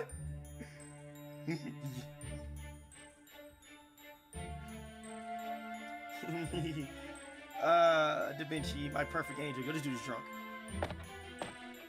Anyway, that's my story. I'm glad you're okay, Satoru. You too, Tristan. Although, it looks like you still haven't found Mash yet. I see, you must be the other servant Satoru told us about. It's an honor to meet a renowned genius like yourself, Leonardo da Vinci. Who are you? I'm guessing the fact that you know my name means you're a servant for proper human history. History? I'm Oberon. Oberon the Fairy King, though I guess here it's more of an aspirational title. It's nice to meet you, Da Vinci. I'm Altria Caster. I met Satoru in the Nameless Woods. To make a long story short, I'm going around with Satoru pretending to be her owner. Seriously? That's hilarious. Thanks, Altria. That must be a huge weight off Satoru's shoulders. But hey, you're a British fairy too, right? You've probably got some idea of what it is we're doing here by now. But you're helping Satoru, so does that mean you're good with it? Well, more or less. Honestly, I didn't really get even half of what Satoru and Oberon told me. But I do know that Satoru was telling the truth. I wouldn't feel right about abandoning someone in trouble when it's within my ability to help them. Honestly, it kind of seemed like fun. Gotcha. Then it should be okay to speak frankly here. So how did you end up here, Satoru? Well... Wow, sounds like you guys had a hell of a time in that forest. I'm glad you made it out of there, okay. Yeah, we almost got eaten. But thanks for keeping her safe, Tristan. You too, Oberon, Altria. So, we still don't know much about Britain. We have no idea where Mash is. But we do know that she's still alive. And Oberon is flat broke. Damn! Okay, now that we're all on the same page, we can figure out what to do next. You made the right call, Oberon. We shouldn't be wandering aimlessly around Britain right now. What we need to do is set up a base of operations here in Salisbury. We can gather information and tackle our problems one at a time. Our top priority right now is finding Mash, so we'll need to look for info on a girl wearing iron armor. While we do that, we should also learn more about Britain and the lives of the fairies who live in it. What did you have in mind for the base? Do you have a place of your own here? I sure do. This pub doubles as an inn. Well, technically, they just copied a man-made inn without knowing what it was for. So I taught Mike about inns and how to put all the extra rooms he's got here to good use. And as a little reward for my services, I got to take 3 of the second room floors for myself. I knew we'd eventually find each other and that we'd need a Chaldea frontline base when we did, so that's why I went ahead and made one. Wow, I'm impressed, Da Vinci, and I know Lancelot would be especially blown away by what you've done here. Is this Lancelot person also a young girl? In one sense, you're not wrong. A little bit of a spoiler for later. But this is great. I can already tell this Da Vinci friend of yours will be a huge help. Alright, since it seems like you guys have things well in hand now, I think I'll take my leave. I've actually got a lot of other things I still have to do. You're going off on your own, Oberon? Yep, I'm going to see what I can find about this Mash girl. Not to mention, we also need more information about Britain as a whole. Now that you Chaldeans have come here, things are definitely going to change. And since we still don't have many allies on our side yet, I want to make sure we know where things stand in every region.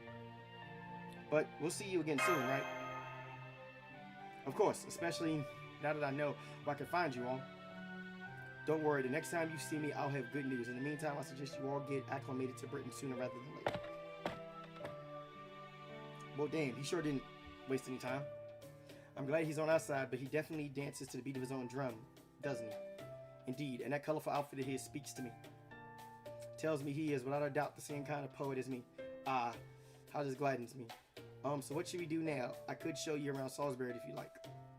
Thanks, but I think we should take the rest of the day off. You all walked a long way to get here after all. Please, go ahead and make yourselves comfy in the rooms I mentioned. Satoru, you take a room for yourself. But Tristan and I will share another. And Altria, you can use the other room I set aside for Mash. I knew I was right. not settling for just 2 rooms. Oh, I also put up some magecraft barriers in the rooms, so we won't have to worry about being overheard. I recognize that Da Vinci one. Really? I can have a whole room all to myself? For free? Hooray! I've always wanted my own room. I can't wait to get all comfy. Thank you, Da Vinci. Gosh, you proper human history fairies are also generous. This is great.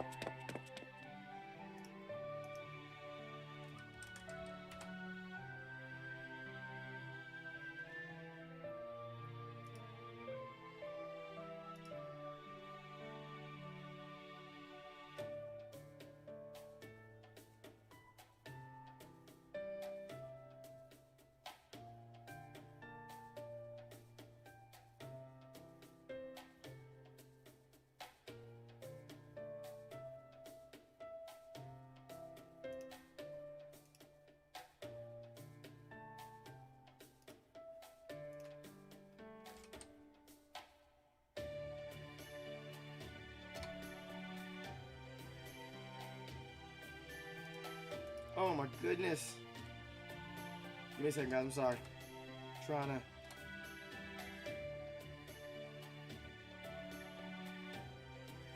There we go.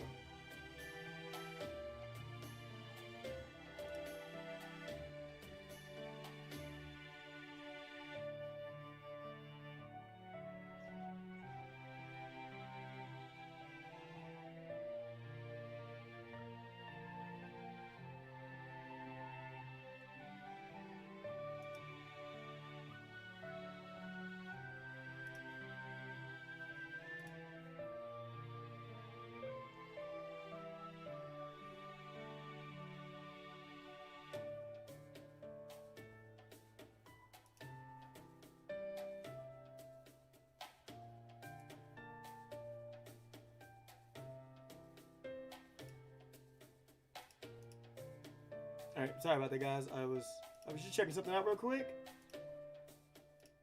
Oh, the heck? Sorry about that, guys. Yeah, my Zoom had accidentally opened up though. I was checking something out. Alright, anyway. Alright, sorry about that. And now she's gone too. I know I didn't touch on this before, but she's pretty different from the Ultra we know, isn't she? Yes, she is. From what I've seen so far, we should consider her an entirely separate person from King Arthur, Ultra Pendragon, King of Britain, and proper human history. Yep, which is one more thing I'd like to discuss up in our room if you two don't mind taking this there.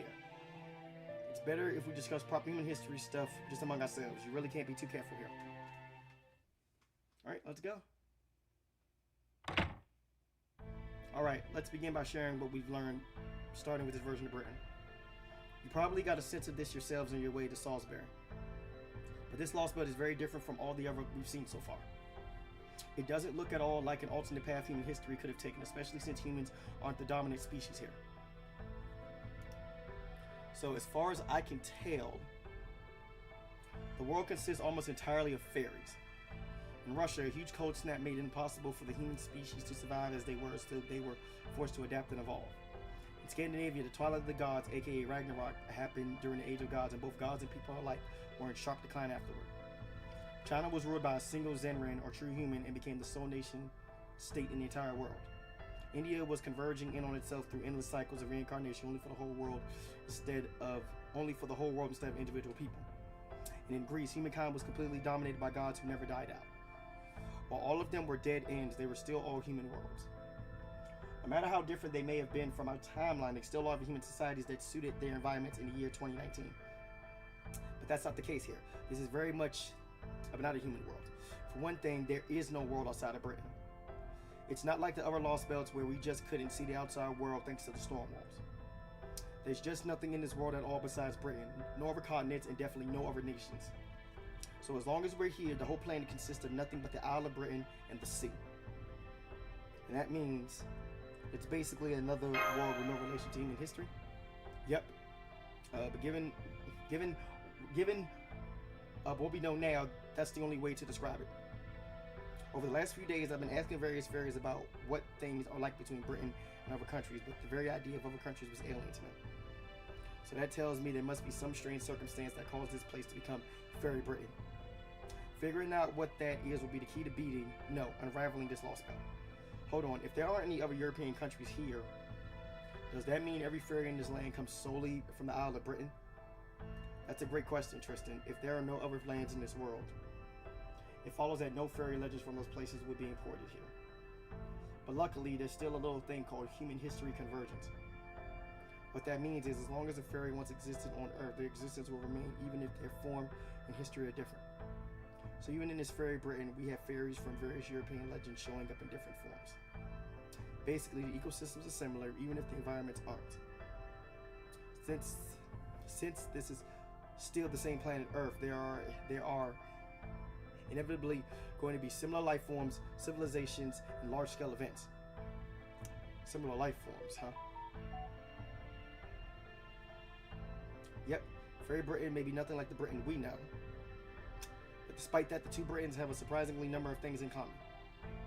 Things like city names, fairy names, even the name of this world's queen. Remember that huge castle to the north you saw on the way here?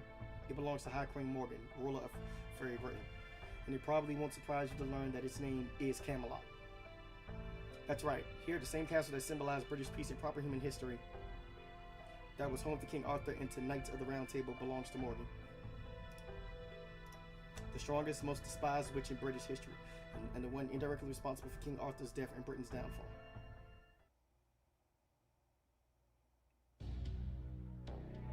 I did hear her name a few times on the way here, but man. Yep, as far as I've been able to find out, Morgan's ruled Fairy Britain for almost 2,000 years. There are 6 different fairy clans here: Wind, Earth, Fang, Mirror, Wing, and one other. They wage war with each other constantly for thousands of years. Okay, so here's something.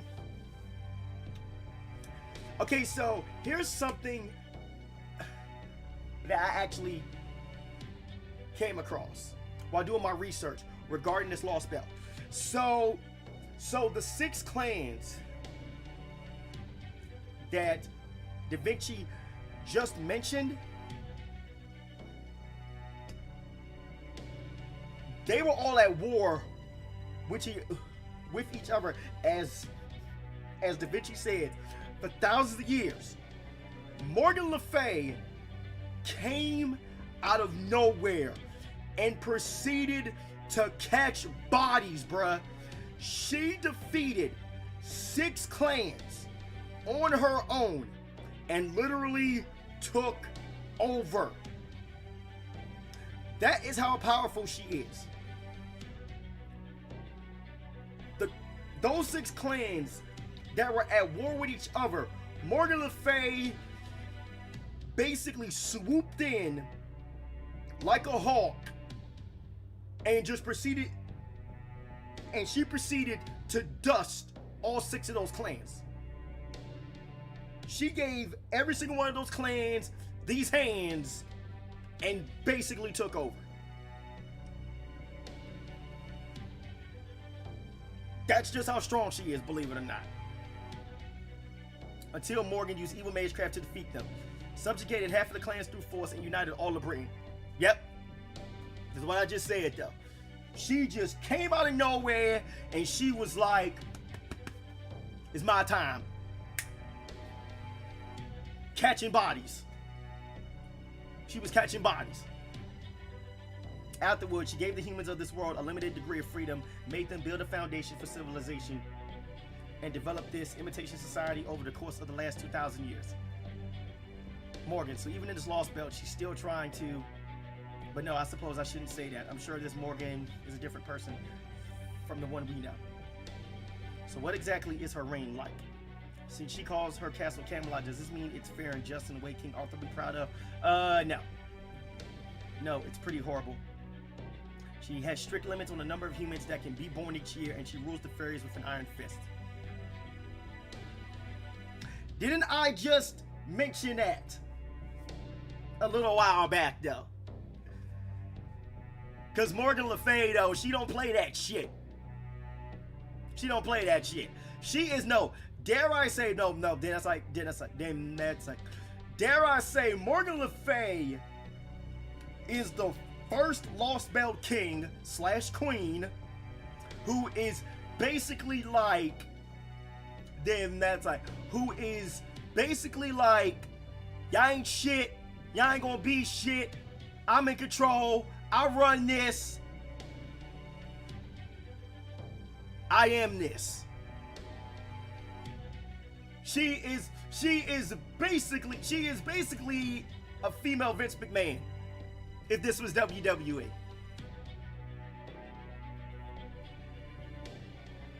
Every fairy that lives in the urban area is inscribed with Morgan's curse, command spells, as part of their civic duty. And every year, fairies inscribed with these command spells are forced to donate some of their vitality, magical energy essentially. They call it the existence tax. And any fairy who can't pay it, essentially, who can't provide enough magical energy to satisfy Morgan, are killed right then and there. Apparently, when she first took the throne, Morgan told the fairies, I offer neither absolution nor salvation. I demand only that you obey without question or hesitation. Show me your fealty in word and action, I shall keep Britain safe. Now, what Da Vinci, the first line of this, show me your fealty in word and action. This is exactly what Morgan demands of you as her master if you summon her. Because here's the thing, Morgan Le Fay may be your servant, but in her mind, you answer to her. That right there is basically how it works. But the thing about it is this. Though.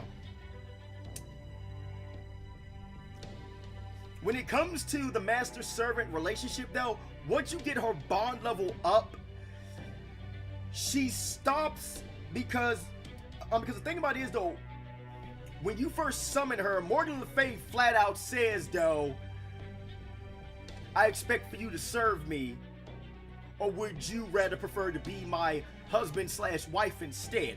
Now, when Morgan Le Fay says, would you prefer to be my wife / husband, she's saying it in a political sense. But later on down the line, once you get her bond level up, it stops becoming a political thing, and she views you as her actual husband / wife. That is the reason why later on down the line, Morgan Le Fay, she gets a little bit jealous regarding certain servants. I'm telling you right now, she will straight up get downright jealous and angry, to the point where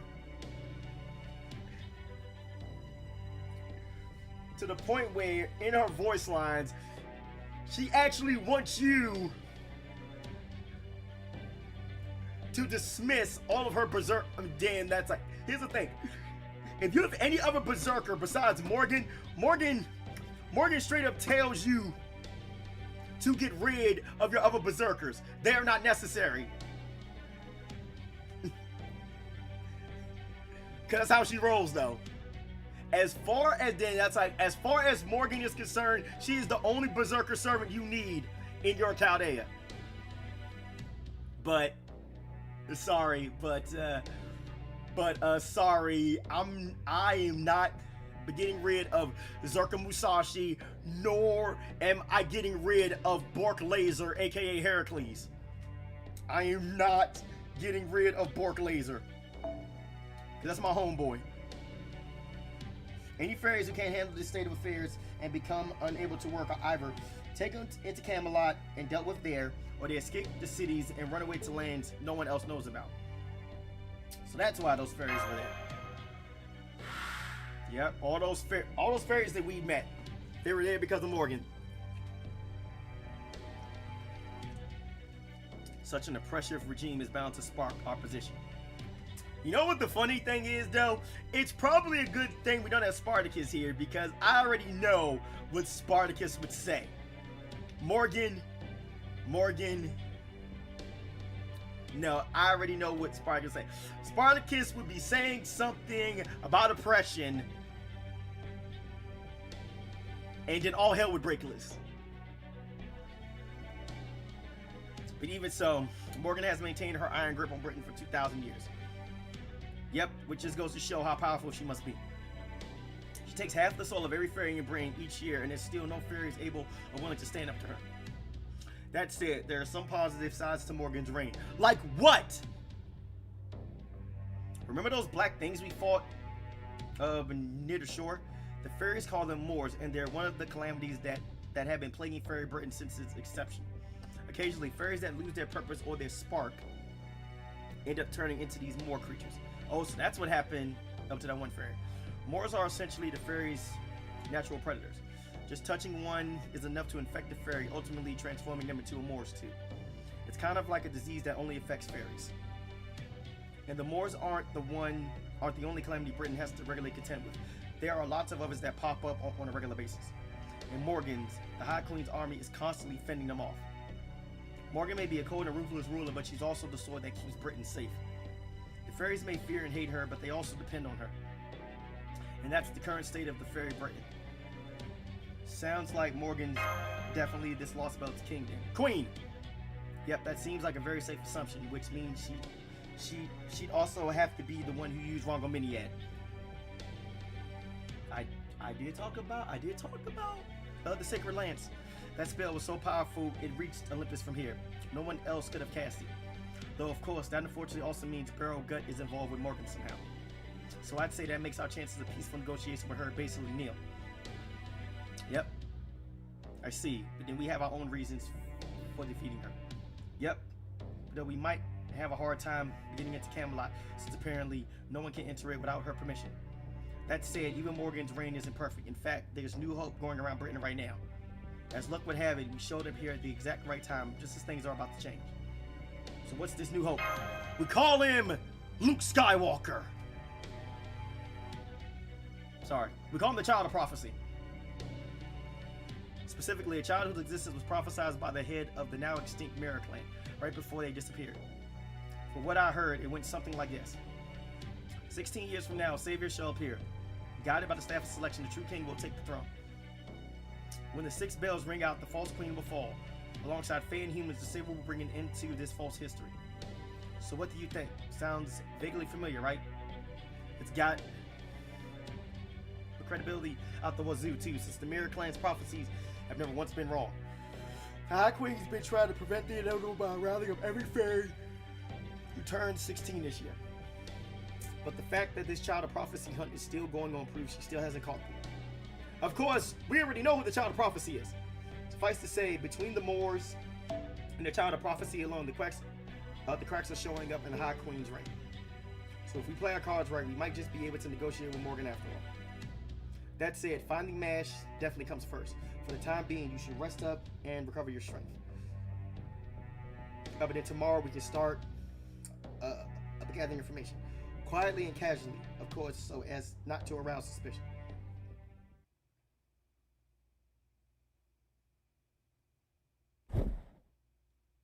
Oh man, it feels like forever since I last laid down on a soft bed.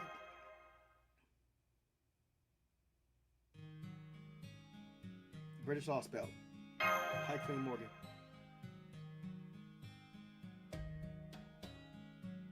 Austria. Oberon.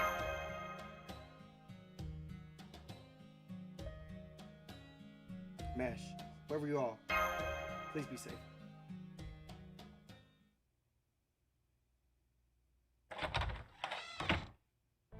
Okay, I think we could use some rest too. Servants might not need to sleep, but it's still tiring to be constantly watching out for threats, right? I mean, you never took your fingers off your bowstrings even once that entire time. Guess that's why you were a knight of the round table, huh? Heh. Just you're noticing that suggests I must need rest as well. But not just yet. But please, don't refrain from resting on my account, Da Vinci. You may be a servant too, but you're also living in the here and now, just like Saturn. So go on, get some sleep. Don't worry, it's my duty to protect you as well as her. Gotcha. I guess I should have expected that kind of consideration from Tristan, child of sadness and the most handsome knight of the round table. Okay then, I think I'll take you up on that. Honestly, I was pretty beat. By all means, but first I have just one request for you. I don't want to take too much of your time, but before you fall asleep, I was hoping you could tell me about the sixth singularity. Specifically, I would like to hear about the version of me who was summoned there, and what I was doing in the holy city of Camelot.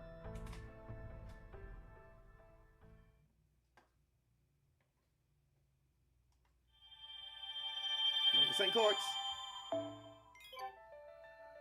Oh wow, this is a long one. This is a very long one.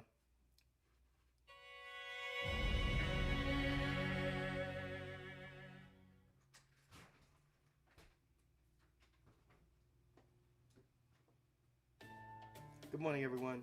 My gosh, that bed was just so comfortable. Glad to hear it. That makes all the trouble I went through to get the mattress just right worth it. Fairy beds are just imitation of real beds, so the mattresses might as well have been boulders before I adjusted them. And here as well, if you like, I'd be happy to play a song to help you all wake up. Whoa, what are we waiting for? Let's get going. Whoa there, I'm glad you're so fired up, but let's just take it easy, okay? Yes, none of the High Queen soldiers are here in Salisbury, but she definitely has sympathizers here. So we just need to play it cool and casual, okay? You're going out, Da Vinci, so you're not going to wait tables with your beautiful roller skating today? Sorry, I'm off to do some sightseeing, but don't worry, I'll help out in the afternoon. Alright, that was ideal, wasn't it? Hey, you there, I don't know which clan you're from, but you better not tire Da Vinci out, you hear? Oh my god, you shut up. Get out of here, Mike, or you're fired. Get out of here, Mike, or you're fired. I'm gonna fire your ass. Huh? Huh? What's up, Satoru? Was something on your mind? I was wondering what's up with the sky. Oh, that? Yeah, I was surprised by that at first, too. The weather here never changes. It's got one sky pattern for day and another for night, and that's it. It does supposedly rain here sometimes, but apparently it's just always cloudy here. No blue skies. Huh? Blue skies? Your Britain's skies turn blue sometimes? Oh, yes. When there are no clouds in the sky, it becomes a beautiful shade of blue as far as the eye can see. But that's not to say these skies aren't beautiful in their own right. So the same color as bluebells then. That's what your skies look like? Wow. Then your world must be very bright and beautiful. The kind of place where everyone always smiles and helps one another no matter how hard life gets. Anyway, shall we start gathering information then? Oh, and I need to pretend to be Satoru's owner, right? Oh, then maybe I'll try acting like a big shot and going to one of those restaurants I've heard so much about. Oh, but did you know they won't even let you into Woodwose without an attendant? Hey, as long as there are a lot of fairies here, I'm good with wherever. Okay, so let's scope the place out while we pretend to just be taking a walk. We'll also want to keep our ears peeled for any juicy rumors and talk to people ourselves at times.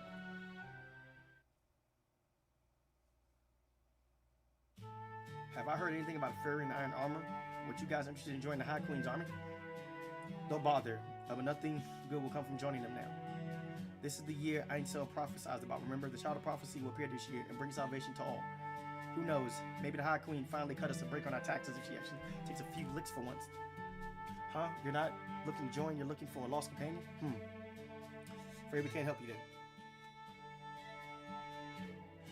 Iron armor, you won't find anything like that here. You'll have to go to Norwich for iron. They ought to still be making those silly weapons up there, at least if Spriggan hasn't shut down the mine. What kind of weapons you say? What else? Swords, spears, bows, axes, you know, the usual. I swear, I never thought I'd see the day fairies would use iron weapons of all things. What could the High Queen be thinking? Still, at least the child of prophecy should do something about all of that. We just gotta be patient a little longer.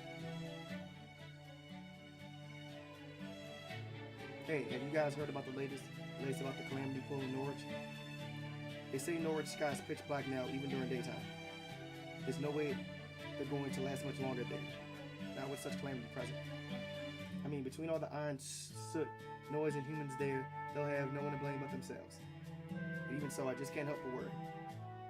I mean, what are we going to do if Norwich refugees decide to come here to Salisbury?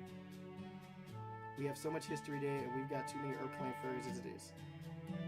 Lady Aurora's so kind, I can't imagine her turning them away. You're looking for something? Or are you searching just in Salisbury or all of Britain? If it's all of Britain, these fairies here aren't going to be much help. It's so nice here in Salisbury that nobody ever wants to leave. If you want to know what's going on in other cities, you'll just have to visit them yourself. Oh, but you don't have wings, do you? Well, that rules that out. If the Moors get you, it's all over. Anyway, I wonder what tonight's festival is going to be about. I hope it's another play about the Child of Prophecy and the Evil Witch. I love that part where the High Queen and her dog Knight finally get what's coming to them. Keep this in mind right here. Of a dog Knight.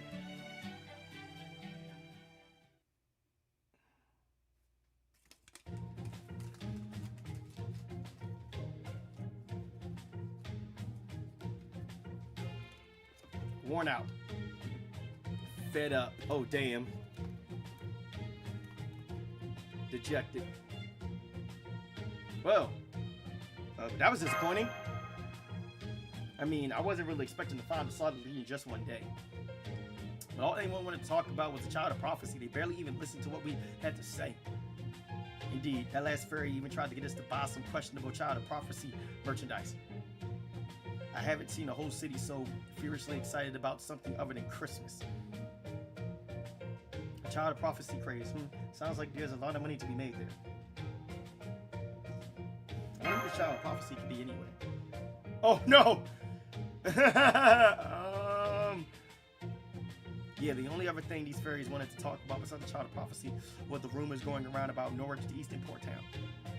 I gotta say, it's made me really curious about this Child of Prophecy too. I wonder what kind of fairy they are. If they really are planning to fight Morgan like the prophecy says, maybe we could even convince them to help us. What do you think? Should we try looking for the Child of Prophecy as well as Mash? Any fairy who can get the other fairies so excited must be incredibly strong and brave.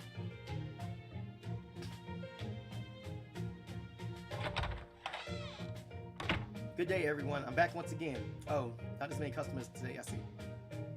It's Oberon. Hey there, having a little lunch after your morning walk around the city, huh? Anyway, it looks like you're all having fun. Hope you know about it if I join you. I'm a passable fighter at best, but I'm a master of killing with compliments. Much more peaceful that way. Here, I'll show you. Before long, I'll be heaping so much praise on Altria, she'll be begging me for mercy. Mercy. Altria. Altria, why? You mean you haven't told them yet, Altria? The Child of Prophecy everyone's on about? That's her.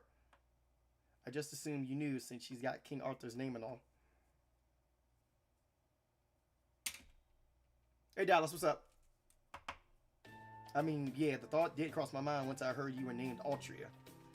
But still, you Altria? Really? I mean, let's be real. You have less magical energy than most fairies, right?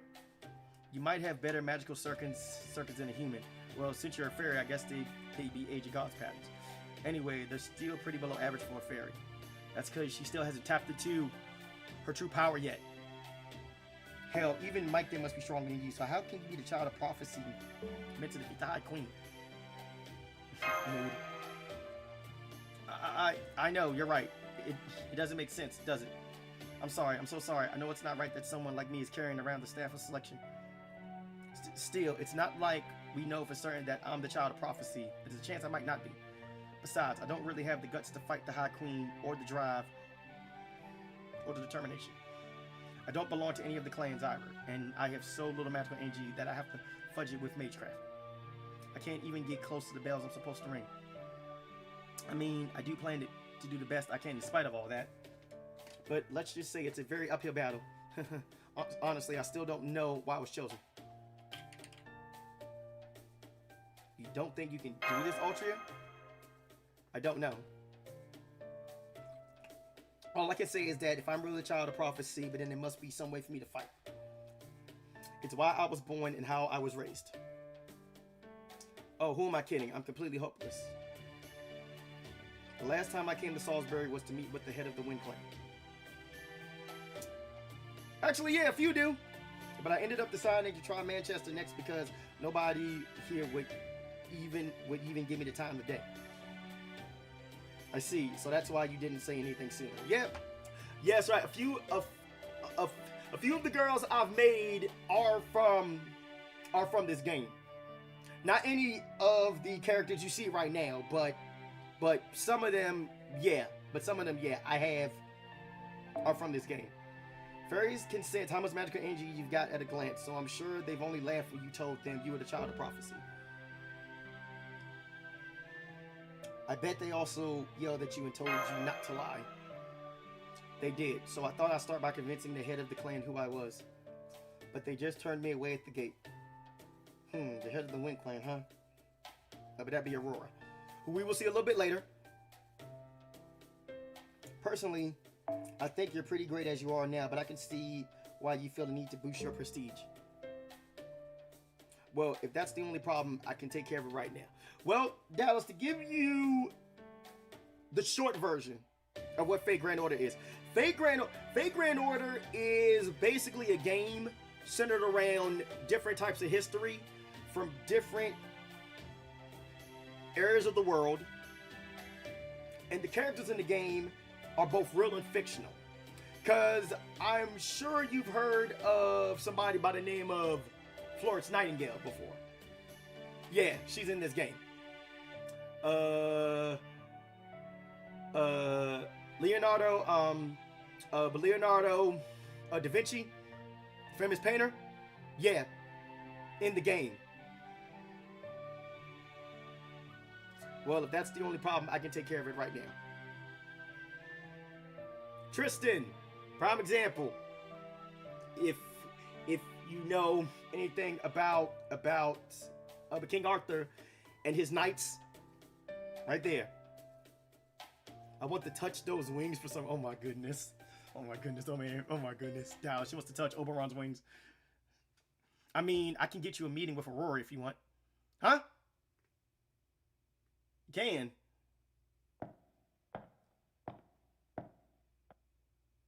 There. See how easily we got in? Take a look. This is the heart of Salisbury, the home of its great bell. S Cathedral, the oldest and largest building in all of Fairy Britain. Now then, Aurora's room is on the top floor, so what say we start heading up? I've already sent word of our arrival, so we shouldn't have any trouble with the guard. Whoop, hang on. Good day, the King of the Autumn Woods.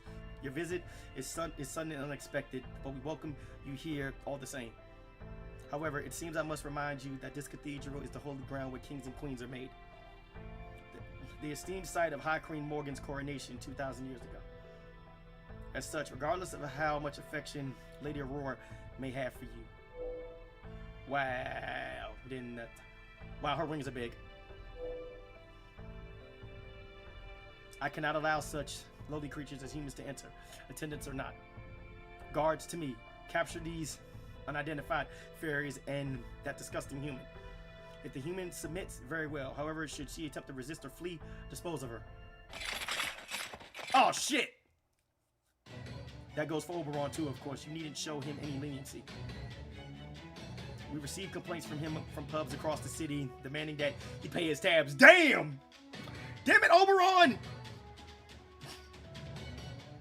My, this isn't how I expected things to go. Yeah, you're damn right. Oberon! If those are your orders, Lady Coral, then we'll gladly comply, but are you sure about this? Lady Aurora told us to let him through right away. She seemed thrilled about his visit.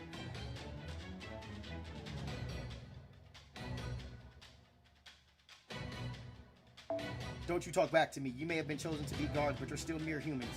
Know your place. Unless, of course, you'd rather I turned you into rabbits so you don't have to be human anymore. No, my lady, I'm very sorry about this, Lord Oberon. It really is nothing personal. We're just doing our jobs. I cried my eyes out as my other friend said that everything is going to... Yeah, just like I told you, bruh. Everything's going to be okay. It seems we have no choice but to do battle, even though their hearts clearly aren't in it. Come, Satoru, let's show them how strong we truly are. All right, then, let's fight.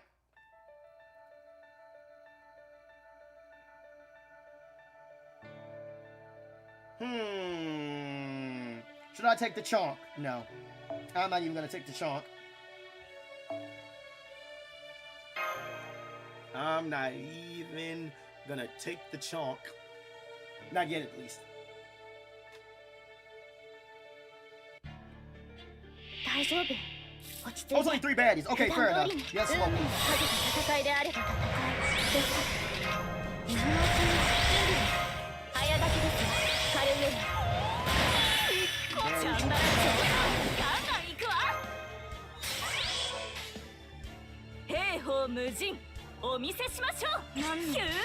But just in case Just in case I don't kill him. Oh yeah, sexy! My name is No.6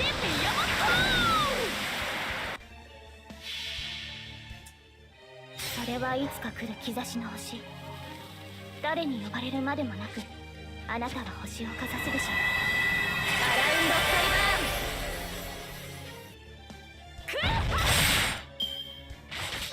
That did nothing. That did nothing. Oh yes! Oh yes! Please hit her again! Please do! Please do! Please do, but you can get dusted. Well, not that's really gonna matter though. You're dusted anyway.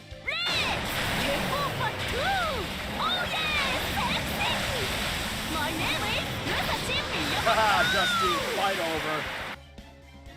That was easy.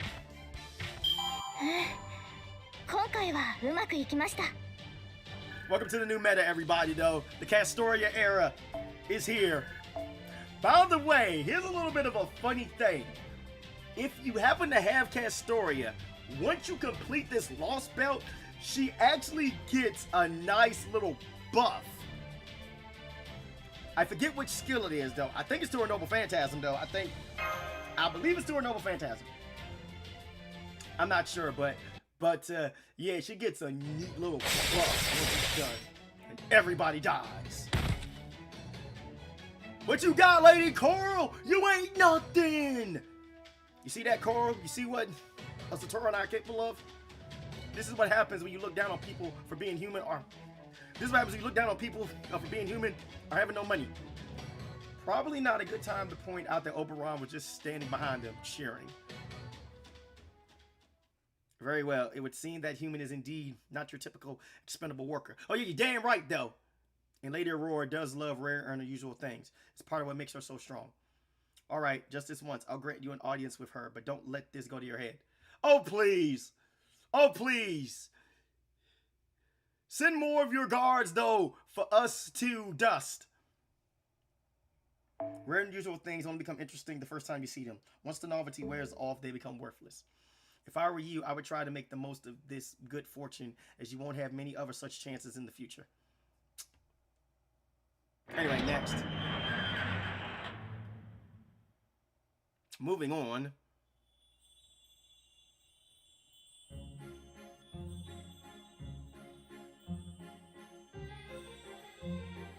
Man, her wing's even bigger.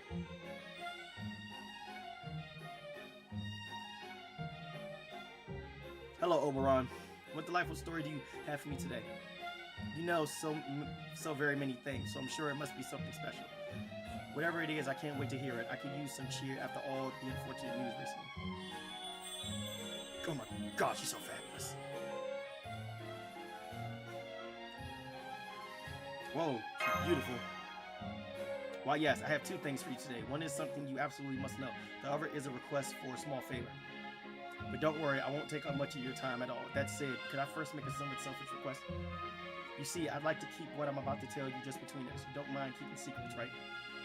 Oh my, you are a naughty one, aren't you? I don't usually care for scary stories. But teehee, a little thrill does sound like fun. Would you give us some privacy, Cole? Lady Aurora. It's alright. I know we can trust them, so it's only right I answer in kind. As you wish, but please don't hesitate to call for me if you should change your mind. You'll have to forgive Coral. She's a very proud girl, and she can be quite inflexible. She probably gave you a very harsh welcome again, didn't she? I'm just glad to see you're not hurt. It's a pleasure to make your acquaintance, friends of Oberon. I am Aurora, head of the Wind Clan and Lord of Salisbury. Now, what did you come to tell me today? Well, I guess it's no surprise that the whole mood just changed here. I figured she didn't become head of the clan through her beauty alone. So the thing is, we're having trouble finding a companion in arms. Oh my, oh my, oh my, oh my. How many years has it been since a human spoke so frankly to me? Oh, how delightfully different. Tell me, what's your name? Are you a free citizen? What kind of pedigree do you... I'm so sorry, you already serve this fine young fairy, don't you? Oh goodness, how rude of me. Really, Aurora, you must do something about your tendency to take in every stray human you find. Oh my goodness, man, she wanted to claim us. Otherwise, you'll eventually have every human in Britain living in Salisbury. And I'm sure you don't need any more resistance from your fellow clan members, seeing how you're the only one who favors coexistence. Yes, I know, you're right, of course. But when I saw those big doe eyes of her begging me for help, well, I just couldn't resist. Good grief. Well, this is exactly why I brought her to see you to begin with.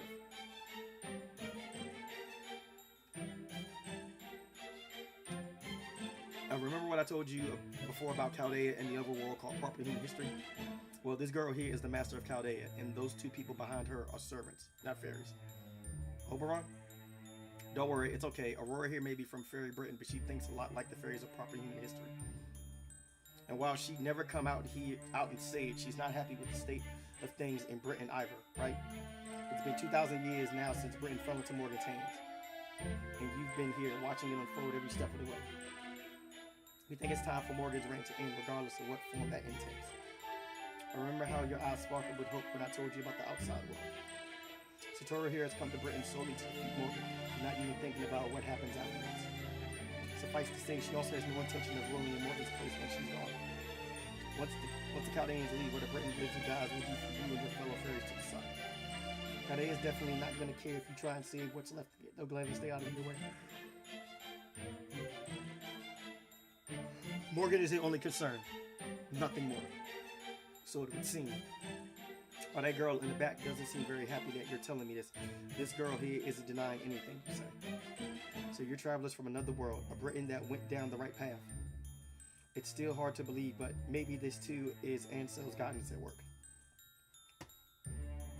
Either way, one thing is clear. Since we both have our own troubles, it's only right that we help one another. Satoru, was it?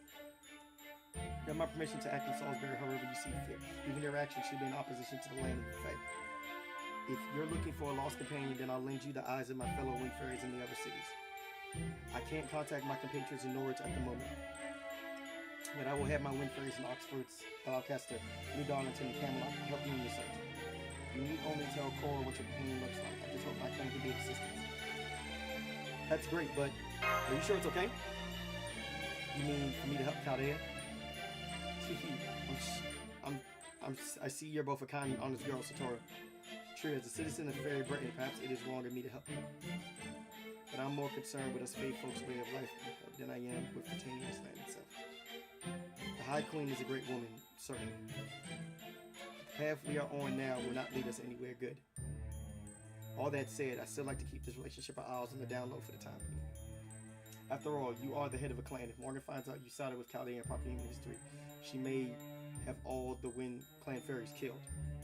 So this collaboration should be kept quiet so we can deny knowing anything about each other in case things come to that.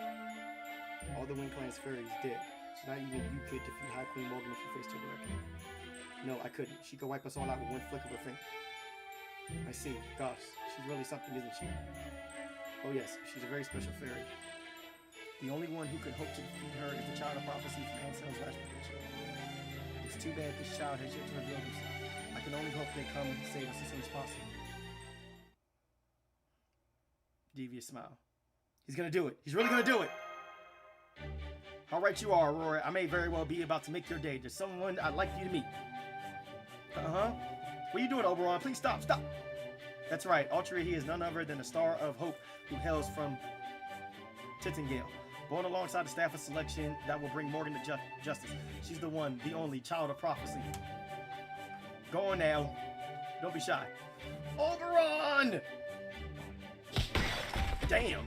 Damn, that she stabbed it. Damn, she shoved him. You do have some delightful friends, Oberon. I love to be tackled to the ground like that. Oh, wow. Oh my. Oh, my. I love to be tackled to the ground like that myself sometime. Well, thank you. I can't say I expected such a direct method of silencing me either. Still, Altria would never say anything if I hadn't put her on the spot like that. She's kind of a late bloomer, you see, and she's still not confident about being the child of prophecy. So we were hoping you might be able to offer her your seal of approval. Say, for example, maybe she could ring one of the bells mentioning the prophecy. Huh? Wow, even I wouldn't have come up with that. Impressive. No, that I'm afraid I can't allow. While there is indeed a bell said to be the voice of the Wind Clan right above this room, I can only let her ring it once she has proven herself to me. Words alone will not suffice. She will need to demonstrate her abilities so there can be no question. You said your name was Ultra, yes, and it seems you do indeed have the staff of selection. I still don't understand what the staff of selection truly signifies. The only one who does is Ansel, the head of the Mirror Clan. And no one has seen any member of the Mirror Clan for years. All I can do is see for myself whether you have the makings of a king. Queen! And how exactly do you propose to do that? Oh my, what a lovely voice, and here I thought you may be mute. Very well then, out of respect for those dulcet tones, I'll tell you my conditions. Altria, Satora, I would like you two to show me that there is still hope for our world. So here's my test to see if Britain can still be changed. As you know, we fairies are plagued by a dark fate. Every 100 years a calamity befalls us, a curse that not even Morgan herself has been able to dispel. For the last few months, there has been a powerful Moors current winding its way through Norwich, a calamity pool. If you two can rid Norwich of this calamity, then I will gladly give you access to Salisbury's Bell. That's all we gotta do. Is to just... I'll clear the bell.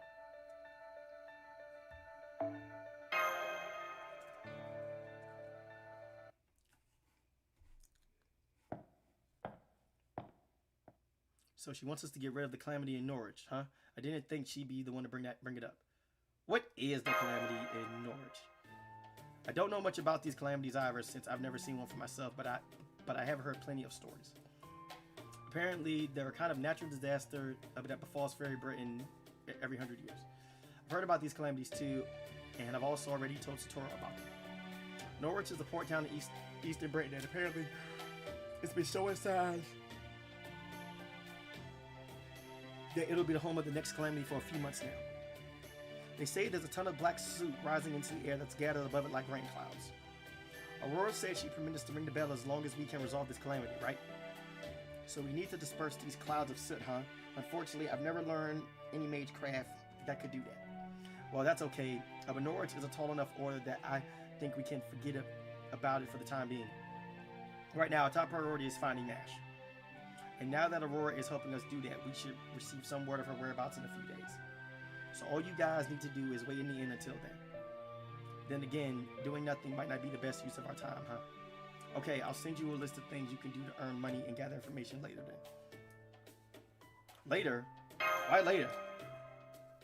Well, you know, I thought about what Coral said, and I probably should see about paying my tabs before I start racking up more. Okay, that's all for now. I'll see you all again in 3 days.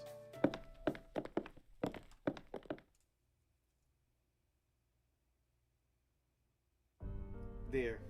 But that should get them to rest up in Salisbury at least a little more. Meanwhile, I've got my work cut out for me. First, I'll need to go find out what's going on in Norwich. Oh, welcome back, Bianca. How's the situation up north? How far have Nakna Riba forces advanced? Huh? Another child of prophecy is showing up there? I definitely wasn't expecting that. Ansel didn't say anything about there being 2 of them in her prophecy. This puts Ultra in an even more precarious position. I thought I had more time. Yes, of course, Ultra is the real child of prophecy. That much was never in doubt. But it won't matter who the real one is. What matters, the missing type, the missing letter. I mean, the missing the word is. What matters will be who the fairies believe is the real one. Still, it's not all bad. Let's focus on the silver lining here. A false child of prophecy in the north is bound to draw Morgan's attention, which means Ultra and Satoru should be safe for now. That'll give me time to ensure they grow stronger. They're not ready for Norwich. They need to experience Britain for themselves and to gain the power to adapt to and conquer its challenges. Do we really have time for that, you say? Haha, you're a tough crowd, aren't you, Blanca? But you have to take your time with the opening act. That's how it was for us at first too, remember?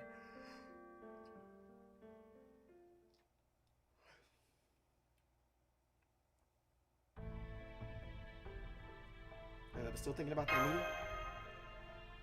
Oh no, I'm fine. I was just nervous since I'm not used to speaking with the head of an entire clan. Sorry, I got a lot on my mind. I think I'm just going to turn in for the night. Let's meet up here again tomorrow morning, okay? Bye for now. Looks like we'll have to readjust our perceptions of her too. Come on, Satoru, Tristan. Let's head back to our room. We should talk about our next moves while it's still safe to do so. Okay, that's everything that's happened so far in a nice title report. It's all yours now, Tiffany. But take it away, my little familiar. There, that takes care of our report to the Stormboard. We should hear back from them in about 2 days. Now let's go over everything we've learned so far.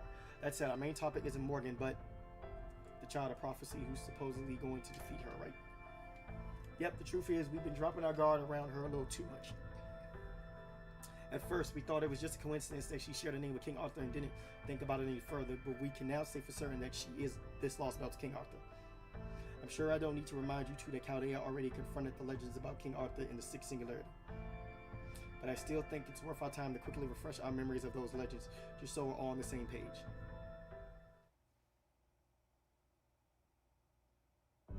Legends of King Arthur takes place in the 5th century, a time where Britain was in great turmoil. It began with the collapse of the Continental Empire, with the empire no longer keeping Britain safe. It came under frequent attack by the Saxons, a foreign enemy who crossed the sea to attack British shores. At that time, Britain was an island nation ruled by many different clans, and those clans' kings. While there were always constant squabbles between the clans, there was also a war with the Picts up in the north, where the clans' kings agreed to work together. The one king created an irreparable rift in this alliance. He used the other clans for his own ends, with the goal of ultimately uniting all of Britain. His name was Vortigern. He was said to be the avatar of a white dragon born from Britain itself, made to bring it to rule. But Vortigern invited the Saxons to the Isle, throwing it into chaos. Ladinium, the fortress city that served as the heart of Britain during the Empire's reign, was destroyed. Vortigern then defeated and killed Uther Pendragon, the greatest king in all of Britain. And so Britain entered a dark age, a time where none on the island could escape its imminent destruction. However, hope still remained. King Uther's most trusted aide, Merlin, the great mage who had long kept Britain safe, told people that this too was all part of the prophecy. King Uther has already chosen his successor. They shall be the next king. Whoever draws the sword of selection from this stone shall be Britain's king. Many knights tried their hand at drawing the sword, but none of them succeeded. It was only once the knights had all left convinced that the sword of selection was no more than a delusion, that a young squire of 15, a boy who had been raised without ever knowing he was King Uther's son, came and drew the sword from the stone with no one there to bear witness. That sword was Caliburn. And that boy did indeed go on to become the King of Britain. Arthur Pendragon, the knight among knights. Or as we know her, Altria Pendragon. After announcing himself as King Uther's successor, King Arthur assembled the lords of Britain and led them to 12 magnificent victories against the Saxons. In doing so, he proved himself an invincible king and the undefeated King of Knights. But unbeknownst to him, the Saxons weren't his only enemy. The greatest threat the King of Knights faced came from within his own family. Vortigern, the avatar of the White Dragon who defeated King Arthur's father, Uther, and brought Britain to its knees. Morgan, the fairy queen who declared it was Britain's very will that she become its ruler. Morgan's machinations succeeded in robbing the King of Knights of Caliburn, but the fairies gave him an even greater sword. That sword was Excalibur, a sacred sword forged within the planet's inner sea. In the world of magecraft, it's considered a divine construct, an ultimate weapon meant to destroy that which threatens the very planet. In laying claim to the sacred sword, King Arthur became Britain's savior in both name and deed. After a climactic battle with Vortigern in the ruins of Londinium, King Arthur, with help from the fairies, built the towering White Castle of Camelot.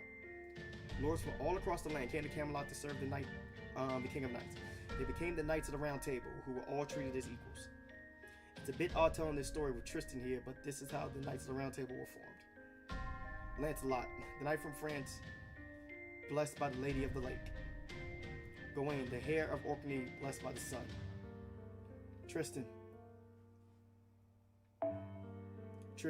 nephew to the Duke of Cornwall and the Prince of Tragedy. You are also said to be the symbol of the Romantic period. That's right, those are the proud knights of the Round Table, my cherished friends who fulfilled its 13 seals. Sturdy Percival, Clever Kay, Loyal Bedivere, Earnest Garrus, Kind-hearted Gareth, Agravain the Enforcer, Palamedes the Duelist, Taciturn Mordred, and the greatest knight of all, chosen by the Holy Grail, Galahad of the Revelation. In addition to King Arthur, the first seat. You could also count King Pellinore, King Arthur's trusted advisor, and Bors, the future 11th seat, for 15 in total. At any rate, those are the Knights of the Round Table I knew when they were at their peak. Yeah, the Knights of the Round Table's peak is also the happiest time in the legend of King Arthur. While other problems would present themselves in the quest for the Holy Grail and in the decisive battles against the Picts and the Saxons, it was the affair between Lancelot and Guinevere, King Arthur's queen, that changed things forever. Once the affair came to light, the Knights of the Round Table became shadows of their former selves. During an expedition to the Roman Empire, Mordred took advantage of King Arthur's absence and staged a rebellion. That was the beginning of what would later be known as King Arthur's final battle, the Battle of Camlan.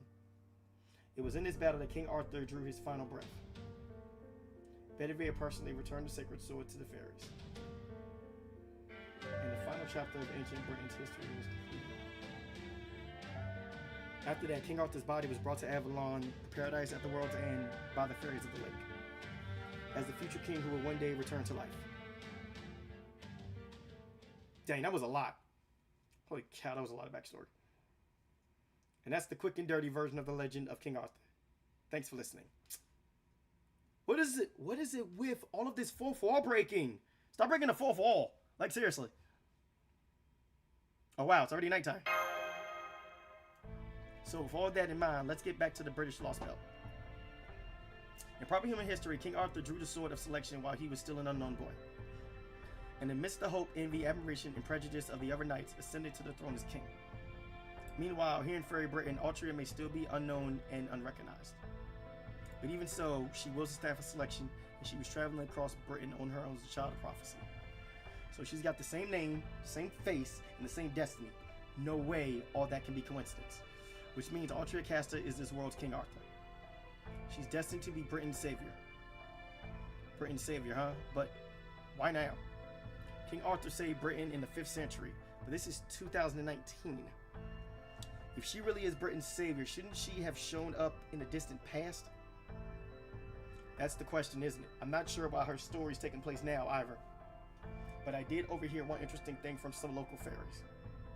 Apparently, the Child of Prophecy is the reincarnation of Asses the Savior and was sent here to save Britain once again. Aesic, as in the world tree from Norse mythology? Yep, or at least it's the same name. See, once Morgan began ruling Britain, she officially named this period of time the era of the High Queen. And the timing lines up exactly with when proper human history changed to AD. While proper human history stopped in the year AD 2019, in this world, the year 2019 of the era of the High Queen is still unfolding. In the previous era, aka BC in proper human history terms, it's called the Fay era. Furthermore, during the Fay era, there was apparently a fairy who saved Britain from the calamities countless times. Aesic the Savior. Apparently, there were only a few fairies left who still remember her. Hector the Immortal, Grand Duke Wasteheat Rhynet, Premier the Sage, and Totorot, the First Knight. But they still speak of her legend in hushed tones. So if a savior showed up in this world before, that may mean Fairy Britain has a system for such things. Something akin to the counterforce that the Isle itself uses to fight back when Britain is in danger. And if that is true, it would explain why Arturia was only born now in this time. Plus, we're going up against High Queen freaking Morgan here. Who else but King Arthur would fight her? I wonder if Morgan really is still a bad guy in this Lostbelt.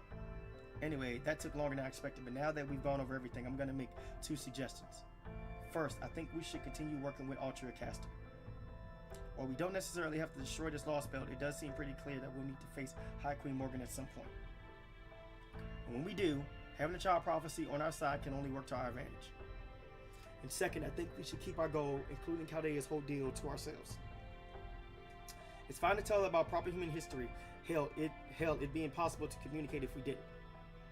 we shouldn't reveal that we've eliminated 5 of our Lostbelts to date.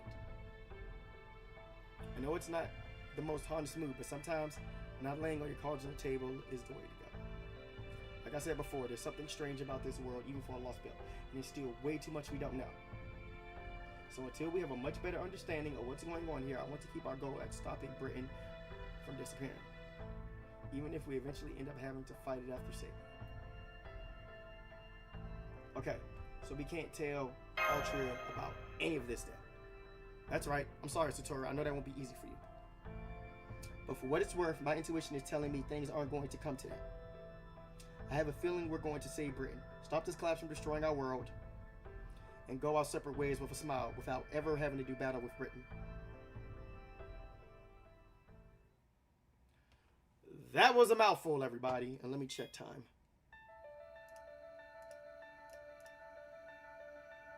Okay. Alright, guys, let's see. Let's go until 2:30. Let's go until 2:30, everybody. 2:30 now. Because I'm going to tell you this right now. For the people that don't know, this is an extremely long Lostbelt. This is the longest Lostbelt that we we have gotten so far. I think this Lostbelt is about 30, I want to say 35 sections. I want to say about 35 sections. So, we're going to keep going. And tomorrow, everybody, we're going to go another 2 hours. So, I will be home early tomorrow. So, 4:30, I will go live. We'll go until, you know what? Tomorrow we're going till 7 o'clock. Friday, I'm supposed to be hanging out with friends. So I will be home by 5. 5:30, I will go until 7:30. So hopefully by then we get to around, I want to say, if we keep going at the pace we're going, we could be at section 7 or maybe even section 8 by then. And then if I return home a little bit early Sunday, that's if we do hang out this weekend, I will probably stream until we get to section 9, and then starting next week we will begin part 2. Because after section 9, it's part 1 ends. I believe we have a little intermission build-up cutscene, and then we jump into part 2. At least I think that's how it goes.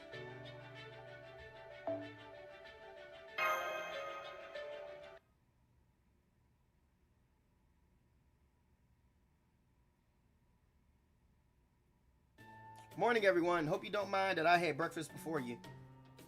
You've got to try this bread. It's so soft and yummy. Apparently they made it from alright, wheat. Is using wheat for bread that unusual here? Seems that way.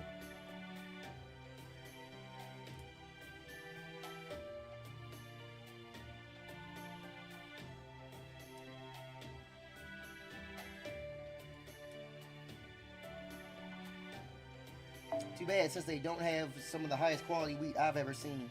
I mean, too bad since they have some of the highest quality wheat I've ever seen, even compared to proper human history. That's right. Da Vinci taught me how to make it. I had no idea you could use flour like that. All this time, I've practically been sitting on a gold mine.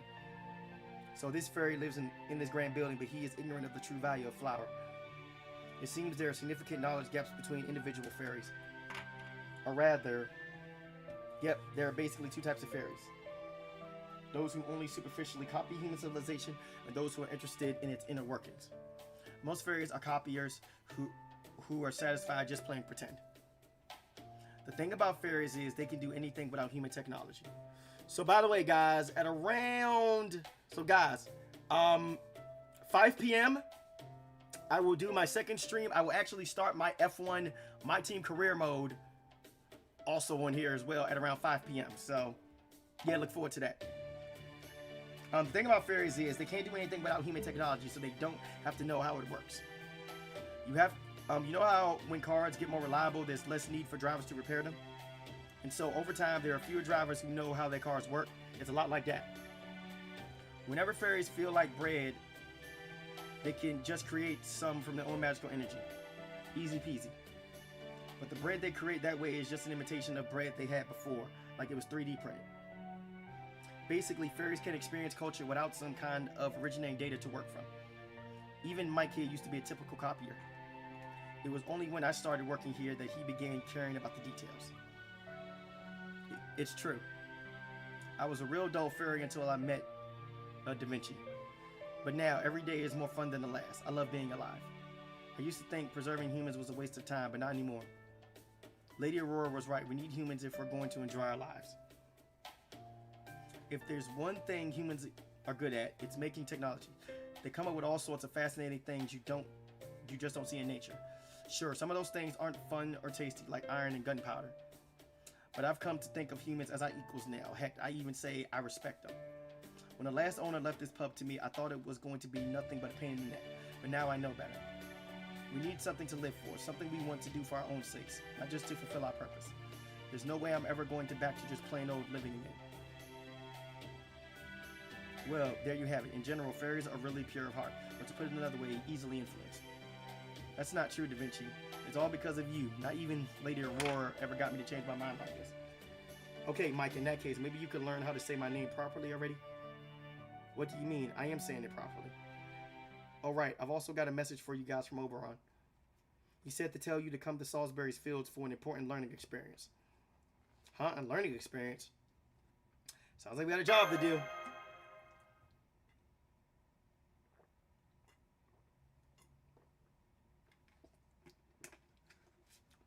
So we're just gonna flat out fight. Yeah, we're just gonna flat out fight. Let's go.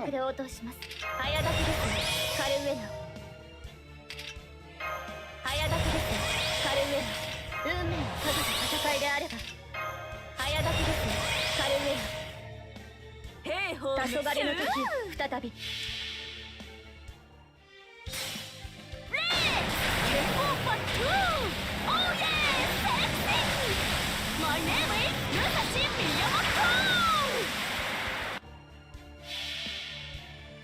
違法の国、時の終わり。なれど剣は彼の手に。明言なる勝利を刻め。ラウンド・オブ・アーバロン。せい！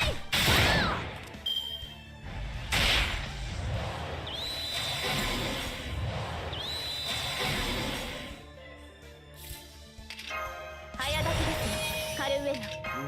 早炊きです。カルウェナ。腰が違うね。腰が。I completely messed up. I straight up. 剣圧にて海を立て。櫓のごとくクジラマン。大入道ご決断。いざ魔剣破り受けたまわる。Hey, MP loop, let's go. I got the MP loop off. Oh, it's a Moors. 2.8流夏のせいってね。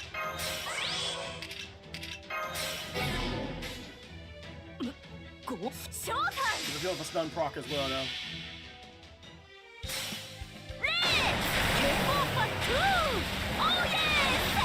Now, this may seem kind of boring, though, but honestly, this is like the best way to kind of just blow stuff. 先に進みましょう。宴会は大勝利の後に取っておきます。 The best way for you to kind of just fly through stuff.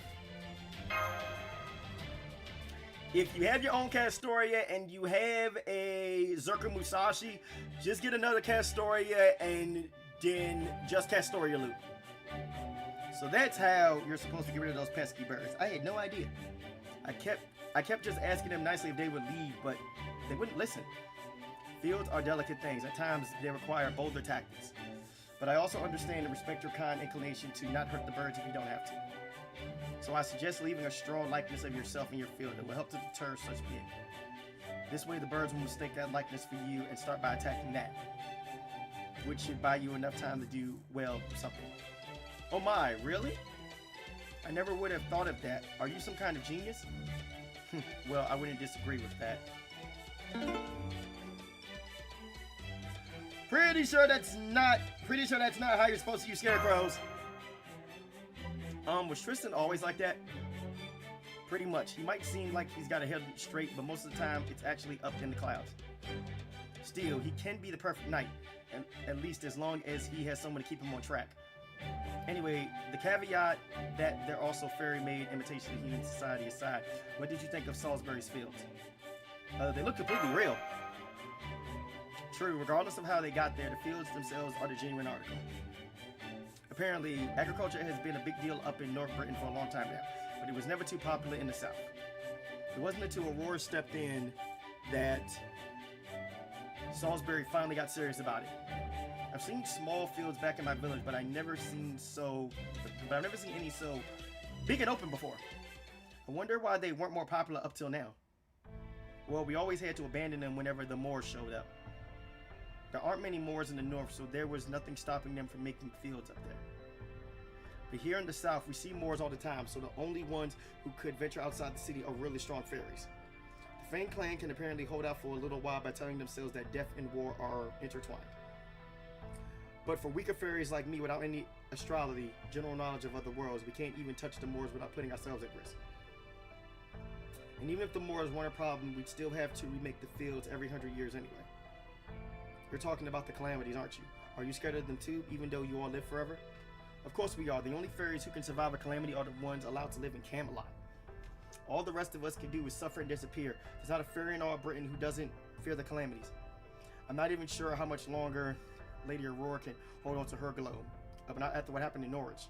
Make no mistake, now that the calamity has come for Norwich, Salisbury has to be next.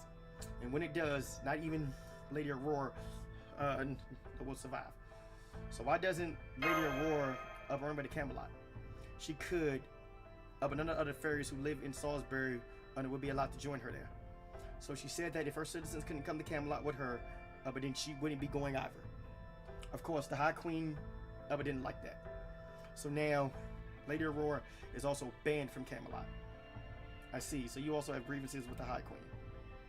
You know, there have been anti-queen movements popping up around the country. If you want to protest her decisions, maybe you could join one of those? Huh? No, I'm not that upset about it. Besides, I can't even imagine defying her. I might be afraid of the calamities, but I'm even more afraid of the Queen's army. There's more to the Queen's power than just having enough magical energy to cover all of Britain, after all. She also has a troop of highly trained fairy soldiers, as well as knights under her protection who command them. Tristan of the Bewitched Bow, Gawain of the Sun, Lancelot, the Light of the Lake. As long as those three Tom Lim are around, nobody can hope to defy the Queen. Huh? Huh? What? I wonder why they're all so shocked. These are not the Knights of the Round Table that Tristan, Da Vinci, and Master are thinking about. It's not them. Emergency meeting, now.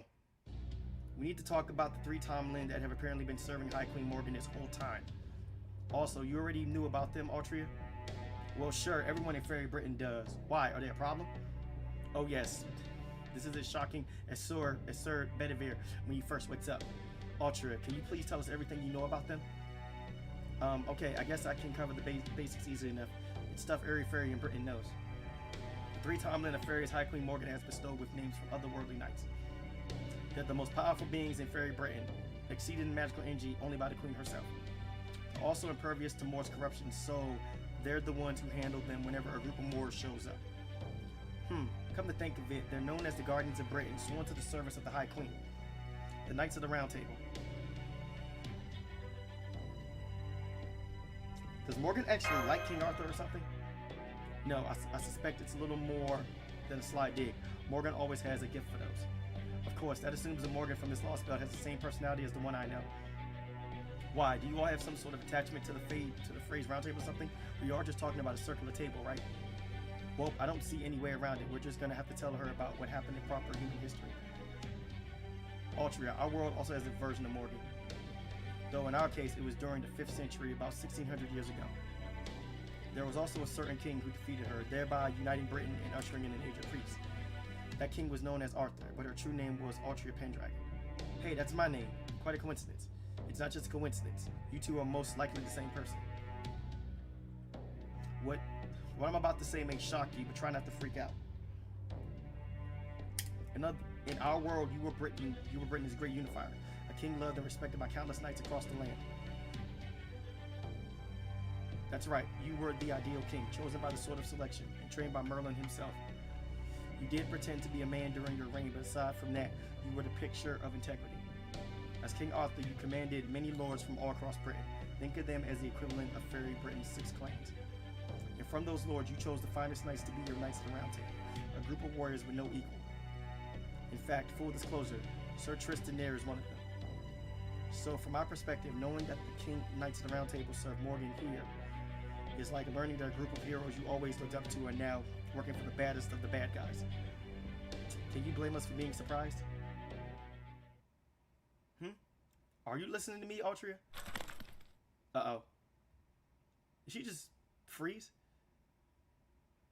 Crap, she's so shocked she froze up. Wow. I guess I really am the child of prophecy then. Part of me always thought that maybe this was all just a big misunderstanding. But now I'm a little more willing to believe it. I mean, grandfather always said I was born at the same time as the staff of selection. Maybe I really can do this after all. In fact, maybe I'll take a page from this Pendragon personal example and save all of Britain too. Plus, we even have a Knight of the Round Table here. You know, when I first heard you shared a name with that Tristan, I thought you must be a pretty bloodthirsty guy. And now I know you are actually a Knight of the Round Table yourself. That's so cool. Well, I'm certainly glad to hear you speak so highly of me. What do you mean, bloodthirsty? Don't tell me that Tristan here is. She's said to be the cruelest, most short-tempered, and wantonly violent of all the fairy knights of the Round Table. Her nicknames are the Fairy Killer and Tristan of the Bloody Heel. They say she's killed almost 400,000 fairies in 100 years since she was appointed a Tamlin. Oof, but you're nothing like her, Tristan. Seeing you fight beside Satoru is kind of like, well, watching a flower dancing in a storm. You always maintain your composure and strive to be gallant and do your best, no matter what the circumstances. There aren't many people like that in Fairy Britain. So the fact that you're putting your name in me, even though we're from different worlds, is really encouraging. That's... yes. Indeed. But that is how I try to conduct myself. That said, I guess there really is more to being a Tamlin than just a title, huh? Hang on, you said that in your world, Tamlin Tristan was appointed 100 years ago, long after Tristan formed proper human history. So if this Tristan is the original, that would make the Tamlin an imitation. But that would mean, has Morgan known about proper human history for more than 100 years? Very good question. Well, I wasn't planning to tell Altria about King Arthur like this, but I think we should still be fine.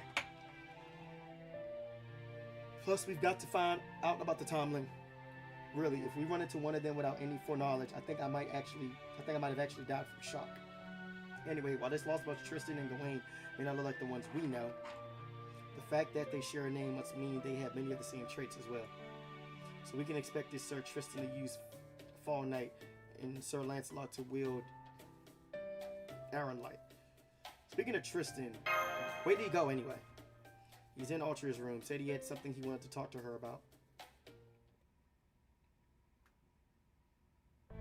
The white dragon who tried to destroy Britain back when it was still known as the Isle of Ancient Sacraments. Vortigern, the cowardly king. The fury of Britain and the personification of his desire to reject the age of humanity.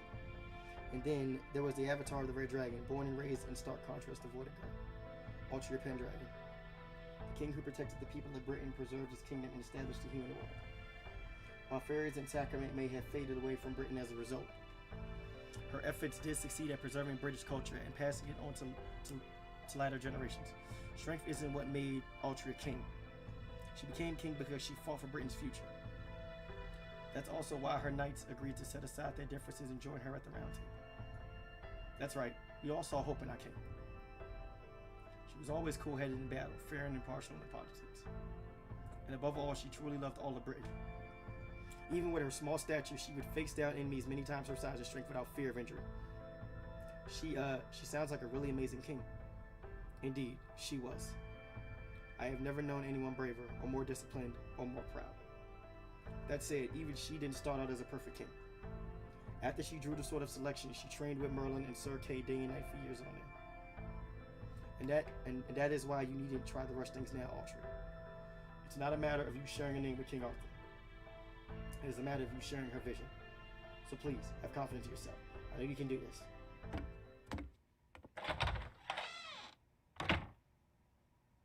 King Arthur, a truly competent version of me from another world.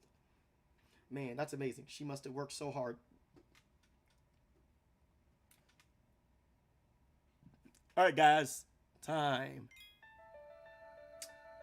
All right, guys, so we may have time for maybe 1 or 2 more sections. Actually, you know what we're going to do? Seeing as there's only 3 more sections left in this chapter, though, we're going to finish this. Yeah. That is exactly what we're going to do. We're going to finish this section, guys. We're going to finish section 3, and we're going to stop. So, I could take a rider with me, though, because I don't think I have an arch rider. Well, I do, but single target. You know what? I'll just keep more Le Fay. So we're gonna finish section 3, and then we're gonna stop. Let's do that. Let's just finish section 3 because we're almost near the end. Almost near the end. Let's finish it.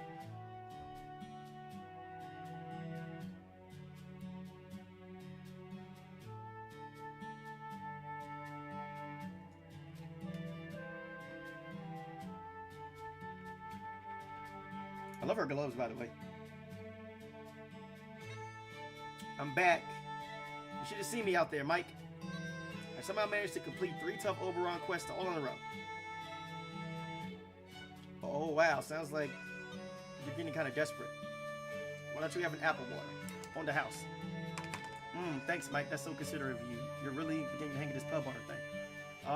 Cut it out, Da Vinci. It's all thanks to you, my perfect angel. First, we arbitrated a dispute between a wind fairy and an earth fairy over who had the right of sunlight on a main road. Then we had to run a safety check on all the mysterious items, which turned out to be a bunch of bouquets that had been sent to the head of the Wind Clan. And finally, we had to subdue an out-of-control wind fairy who had been unlucky in love for the past 30 years and wanted to have a romance with a human. Surprisingly, none of this was all easy, but that does make completing them all the more satisfying. I was a little nervous at first, but everything worked out great.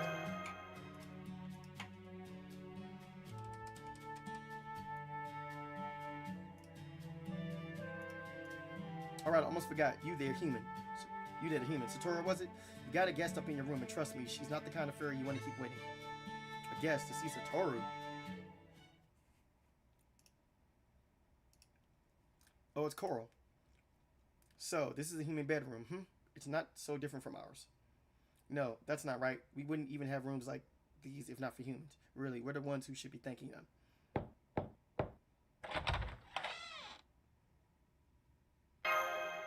Pardon me? So, you're back, human. You did well with the farm incident yesterday. As a wind fairy myself, you have my thanks. No problem. So, is that all you want to say, or... We may have received word of your missing companion. Every human captured in South Britain is taken to a ranch out west, and a new human was brought there 3 days ago. It may be the one you've been searching for. If you wish to go rescue it, I'll arrange for a guide to show you the way. Tonight, I'll have a few soldiers stationed outside Salisbury. You are to rendezvous with them and finish your rescue before the night is over. I also have a message for you from Lady Aurora. She said, I hope you find your friend there. Thanks, Coral. Don't thank me. Thank Lady Aurora. Now, if you excuse me, I must return to my post. I don't know what it is that brought you here, and I know I'm in no position to offer advice. But you should know that the ranch belongs to the High Queen, and that it's very well guarded. Is that right? So that's the scoop. Wow, when they say it'd take 2 or 3 days, I didn't expect them to actually come through that fast. Impressive. So this human was brought in 3 days ago, huh? Then we don't have a moment to waste. I don't know what kind of facility this ranch is, but now's at the time for cowardice. I agree, Oberon might not be back yet, but seeing as we have a guide, I'm sure he'd be fine with it. So what are you gonna do, Altria? This matter really concerns us, so we understand if you'd rather stay behind. I'd be glad to help. Plus, I'm dying to find out what the real Mash is like since I inadvertently used her name for a while. And besides, I'm feeling a lot more confident after these last few days. Be it infiltration, lockpicking, or brewing sleep potions, I'm sure I can handle it just fine now with my Merlin Magecraft. Great, you'll have to tell me more about this Merlin Magecraft later though.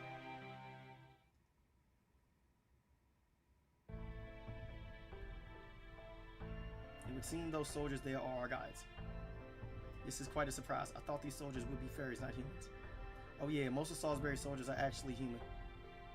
They may not hold a candle to fairies when it comes to sheer combat ability, but they have no problem with using weapons, and above all, the Moors don't pose any immediate threats to them.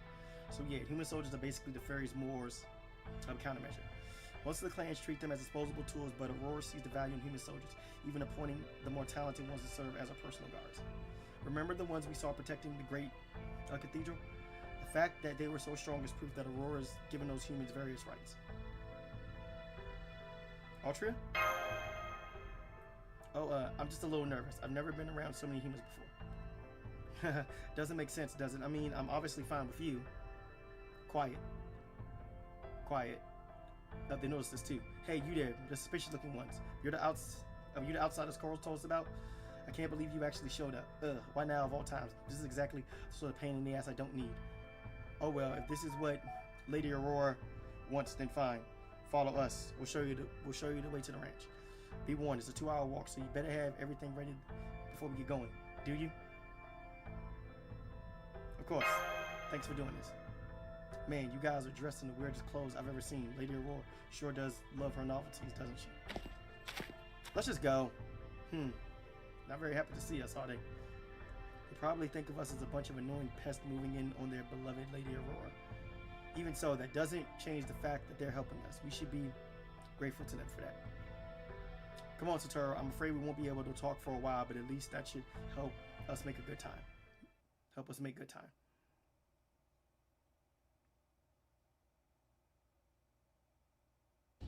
We're here. This is the West Human Ranch. Human Ranch? That's right. We used to live here too. We were assigned to a horrid fairy who robbed us of everything we had, down to our dignity, before throwing us away like so much trash. Us stray humans had nowhere to go until Lady Aurora took us in.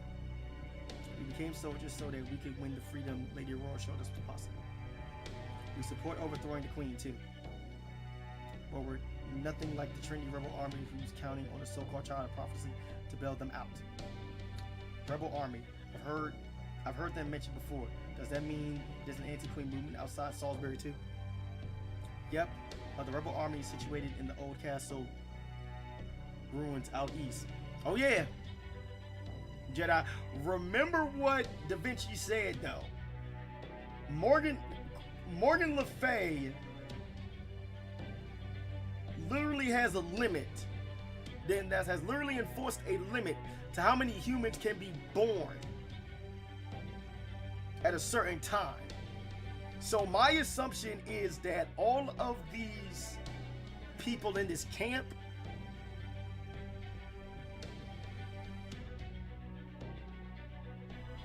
they are basically meant to be lambs to the slaughter.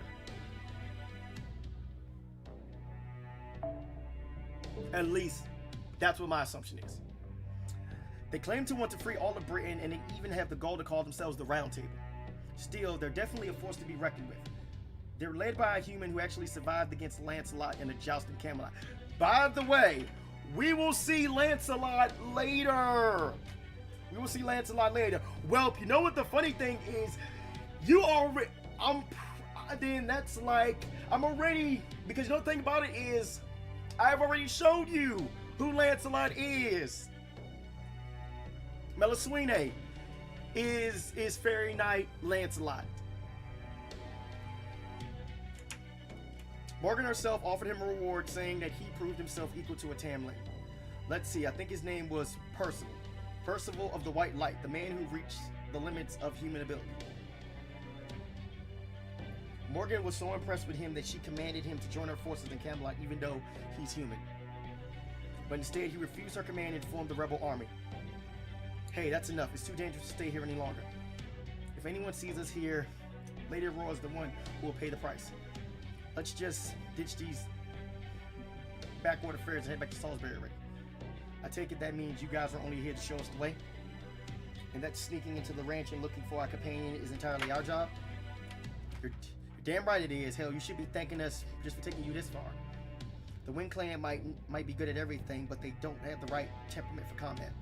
If Morgan ever thinks they're rebelling against her, Lady Aurora's as good as dead, along with all of Salisbury.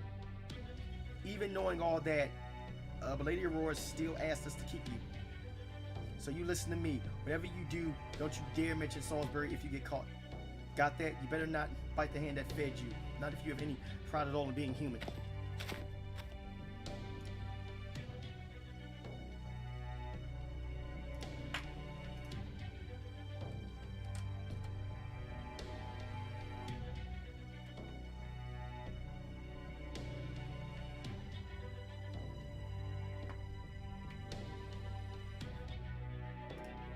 Okay, let's discuss our next move. I just finished analyzing the ranch's interior structure. What I can tell, there are 6 big factories in the middle of the complex and about 30 smaller ones. I didn't sense any heat sources in the big factories, so those are probably shut down now. But the small factories have lots of heat signals. There seems to be about 60 humans inside. What do you think, Satoru? If we scaled the castle walls, we could probably sneak in without the guards spotting us. Wow, you're really efficient.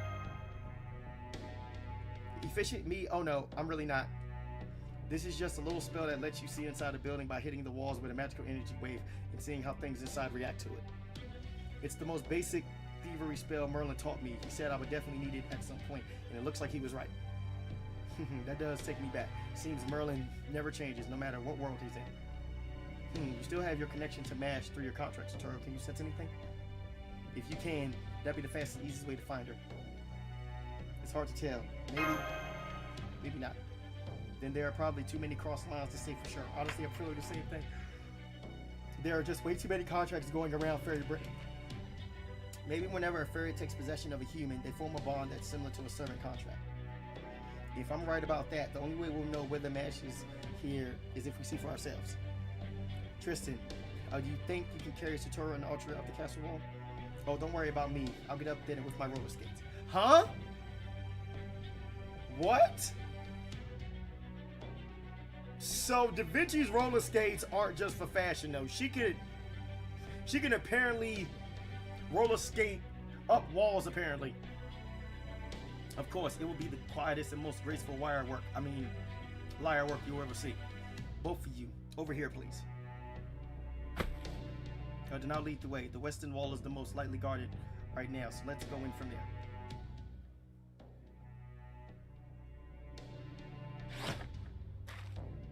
Phone's non-stop. Because you're a popular dude, Panda. Looks like a town on the inside, too. You know what the funny thing is, though, Jedi? Here's the thing, though. I'm actually planning on getting myself a tablet for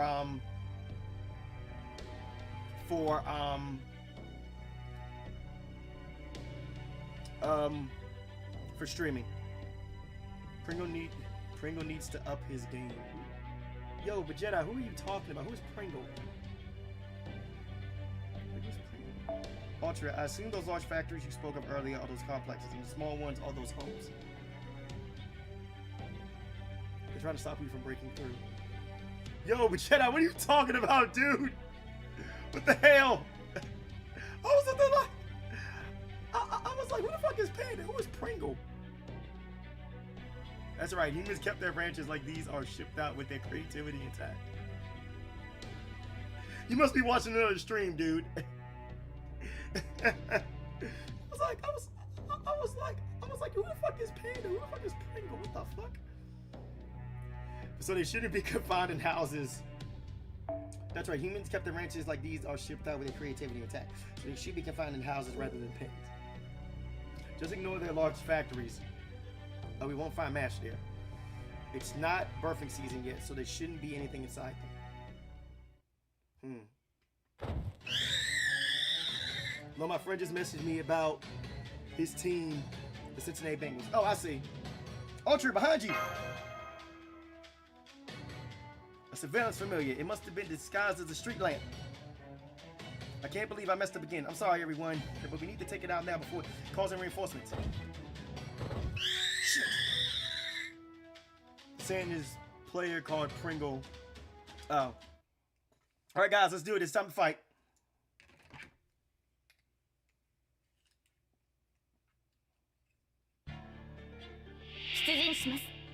Oh, this is an endurance battle.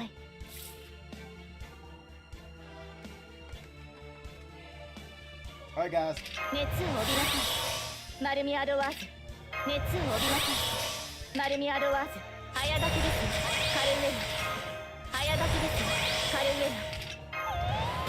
basically what it is we have to do is to just basically for X amount of turns. So here's what we're gonna do. But let me just come off there and go. So we start spamming up those shots.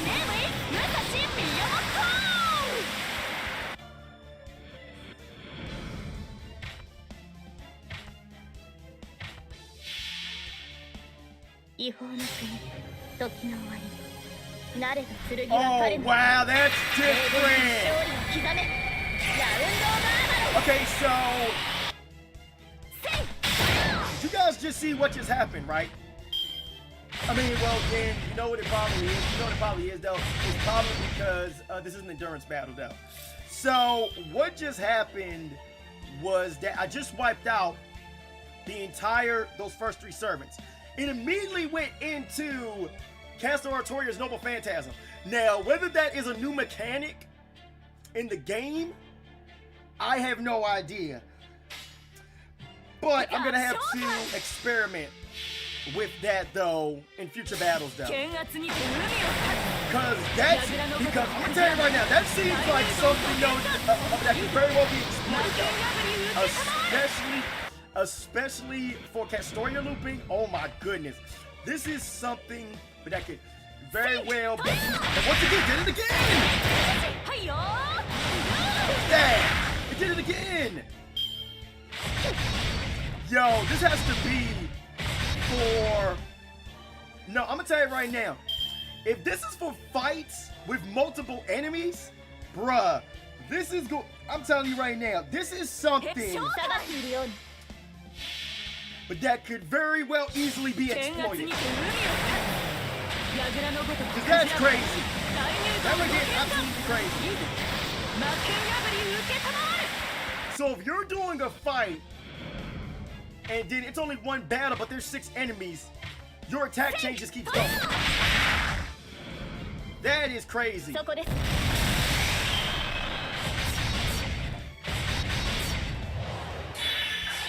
right. Fight over. That was easy. That was easy.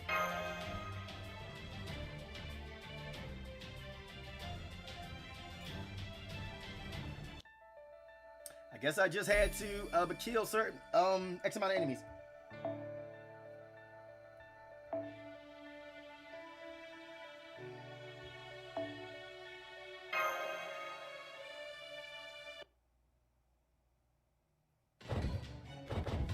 More baddies. Damn it, they just keep coming. There must be a fairy close by making more of them or something. Can you find them, Satoru? I do it myself, but I got my hands full with these familiars. Okay, Satoru, stay calm and look closely.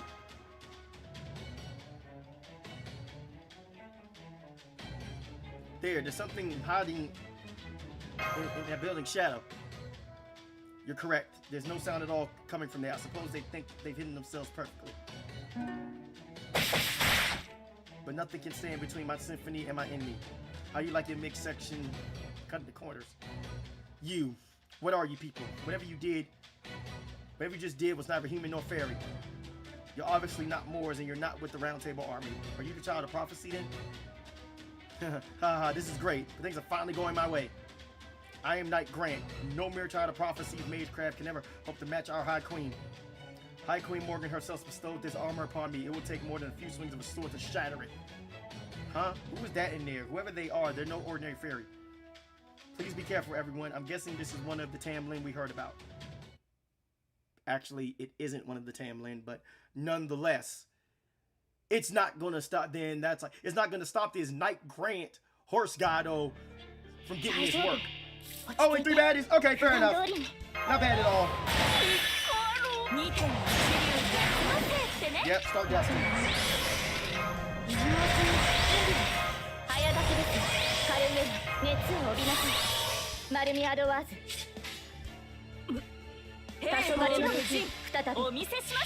And the thing about it is also, you know the thing about it is what I can actually do? I could make this looping thing that I'm doing right now with 2 Castorias and Berserker Musashi a lot more busted. Because I just so happen to have a command code in my possession that is literally, that literally buffs arts-based attacks. But here's the thing. 1, 2, 3. Chances are I'm gonna get a break here. Chances are I'm gonna get a break here.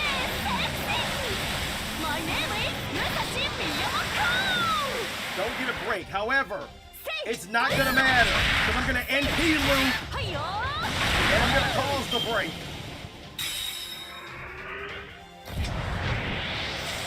He's got guts. Okay, fair enough.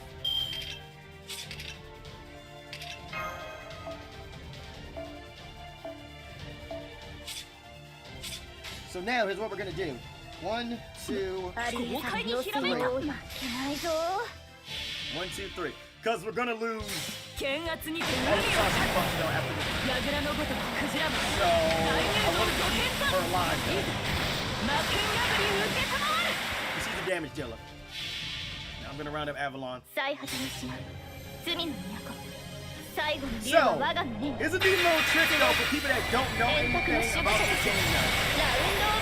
If you chain 2 Noble Phantasms back to back, the second Noble Phantasm will automatically be overcharged.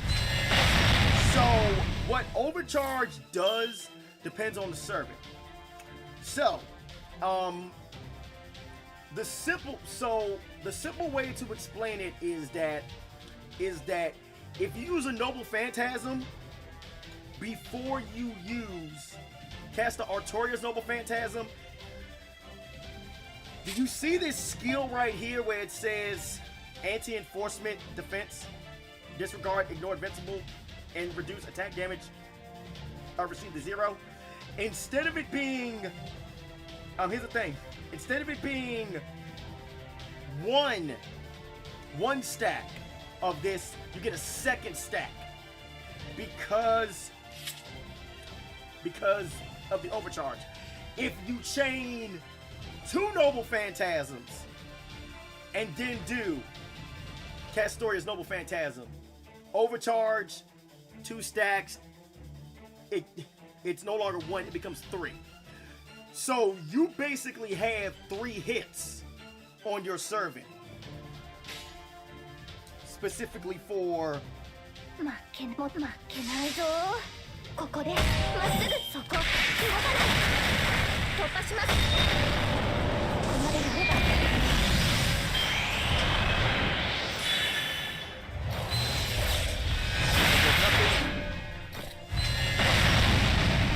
Yes, right. I still gotta be careful though. That's the other thing too.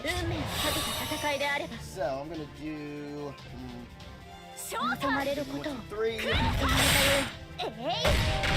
And because I didn't stack Noble Phantasms though, I'm only gonna get 1 stack. Or I may get lucky though. He may overcharge. So it didn't overcharge though, so just one stack. And he's doing evade, fair enough.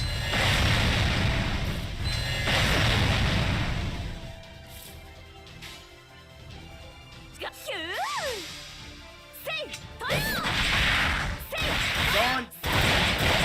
We should kill him. We did. Hey, oh yeah, forgot. Got guts. How many stacks of guts does he have now? Ooh, that sucks ass. Let me see. So it's got one left. Okay, fair enough. Yes, go. On this quickly. Because it's quick before he kills Musashi.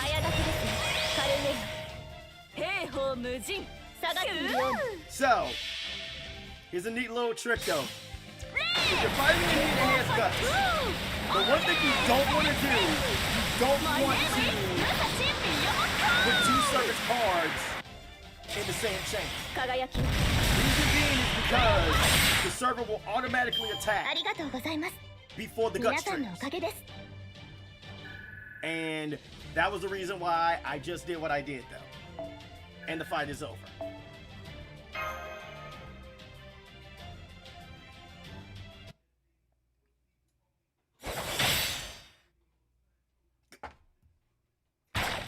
Dead. I can't believe it. A knight of Camelot falling to such insignificant wealth. Shut up. Die. Just die, you fool. Oh, but did we get him? Is he dead? I did it. I really won. That Avalon was super duper strong, but I still managed to beat him. And I couldn't have done it without all of you. I'm afraid that was almost certainly just an ordinary night. For one thing, there was no grant among the knights of the Round Table, and for another, look over there. There's more of them. Oh crap, there are more knights, each with the same incredible magical energy as the last one. And we were just barely a match for him alone. There's no way we could take on 3. Come on, Satoru. Let's get out of here for now. What about Mash? There, we're through the gates. Squads 1, 2, and 3. We'll take out Morgan's soldiers at the front. Squad 2, take control of the factories. Get our comrades out before they're disposed of. Reinforcements from the castle gates, damn it. So the Child of Prophecy was just a decoy. First, we need to take back the gates. And be careful, these soldiers are from the Londinium rebel army. Don't underestimate them. Some of them are armed with iron weapons, laced with Morse poison. Whoa now, I wasn't expecting reinforcements. That must be the rebel army we learned about earlier. Individually, they may not be as strong as fairies, but quantity is a quality all its own. At this point, it's only a matter of time until they defeat those 3 fairy knights. So it would seem. Man, that was too close for comfort. Still, once the rebels are done with the fairies, we can't be sure they won't turn their swords on us. Come on, Satoru, let's look for Mash while everyone's occupied. We should save making contact with the rebel army for after that. But can you show us where to go, Altria? Right, of course. Don't worry. I'm a great lockpicker. And besides, Da Vinci is right. We can't be sure the rebel army will see us as allies. So let's find Mash and get out of here before anyone else sees us.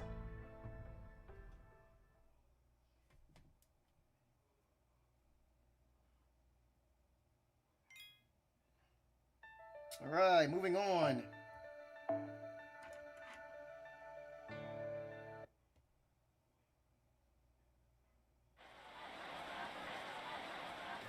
Well, damn. I should have figured the locks on the Queen's own facilities would be really tough nuts to crack.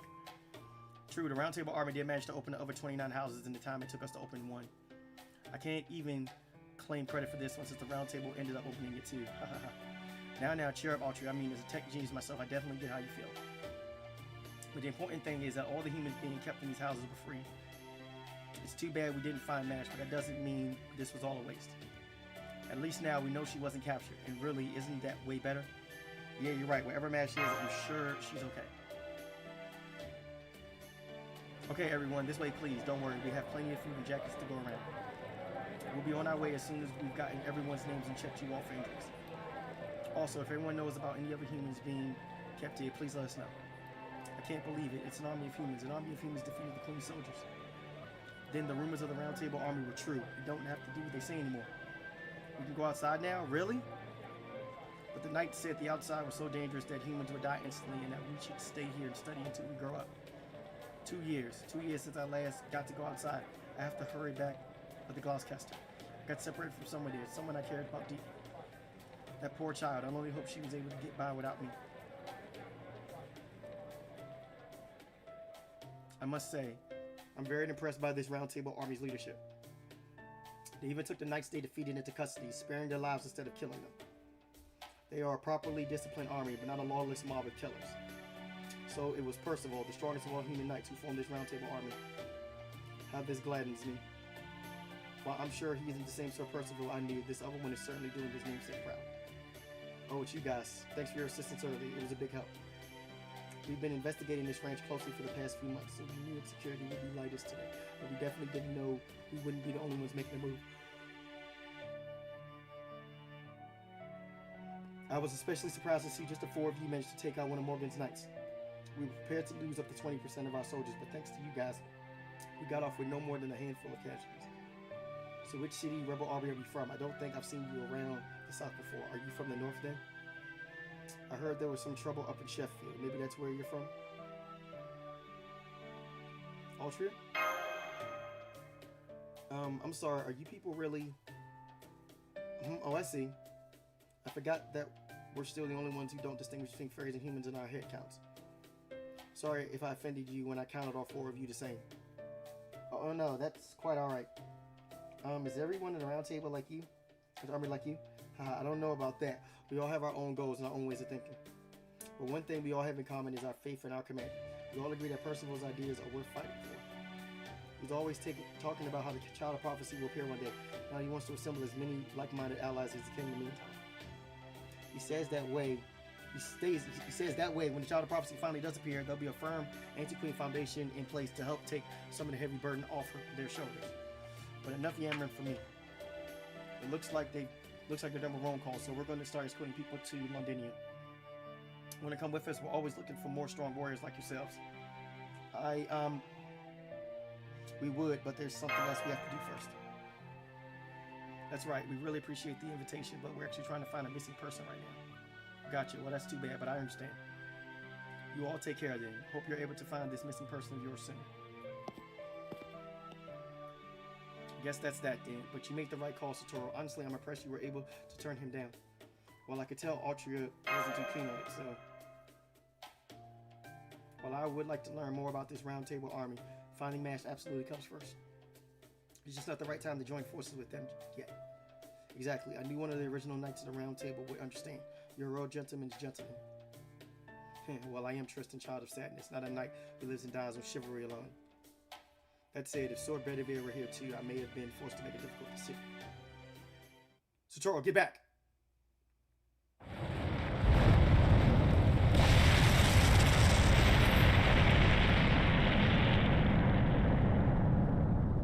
Fuck was that? So you attacked when security was at its lightest, huh? Devious of you, I'll give you that. But it won't win you today. That's exactly the pathetic sort of conviction I expect from humans. If you thieves are going to scuttle around in the shadows, you can't complain if you end up crushed under someone's boot. What's going on with this magical energy signal? I can't even get a reading on it. I hear chains. That fire just took out most of the Round Table Army. Squad 2, Squad 3, are you alright? Damn it, how many soldiers did we just lose? Are we the only ones who survived? That wall of flame, it can't be. So a few yet live. That flame would have consumed you all if that flame would have consumed you all if we have been in an orphan field. But this ranch belongs to High Queen Morgan herself. I can't raise it to the ground. So I'll crush the rest of you with my own horns. Go on, humans. Try to fight back. Show me you're truly brave and I'll be merciful. Show me you are cowards and you'll have nothing for me. This can't be happening. What is she doing here? That great sword, the Reeling Black Fame, silver white armor, fairy-eating black dogs. It's Tamlin Gawain. Why is the Queen's right-hand woman here? You.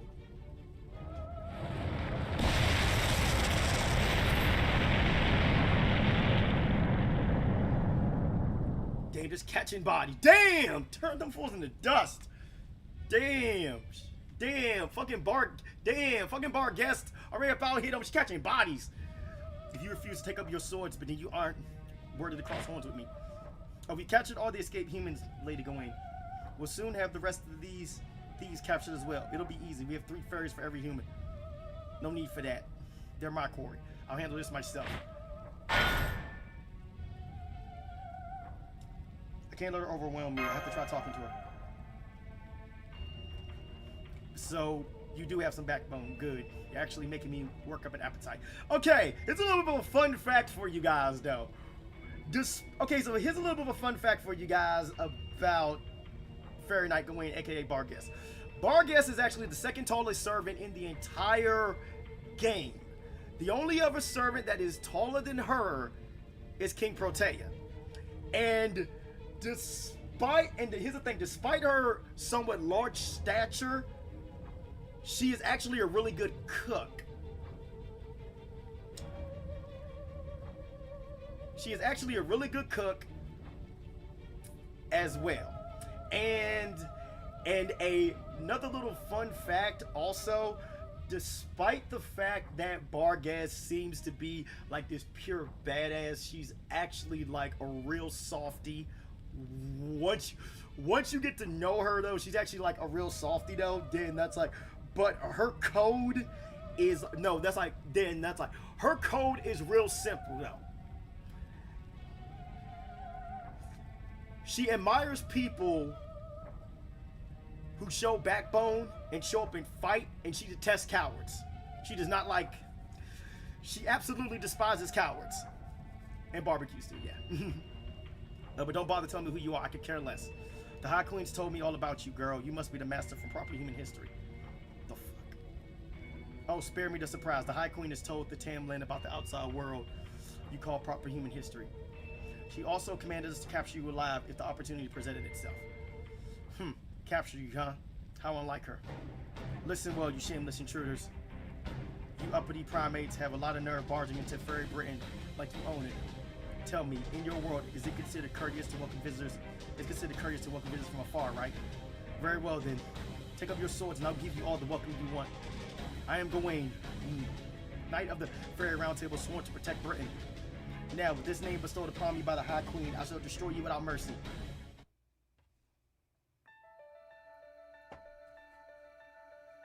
Alright, everybody, here we go. First real fight. Now,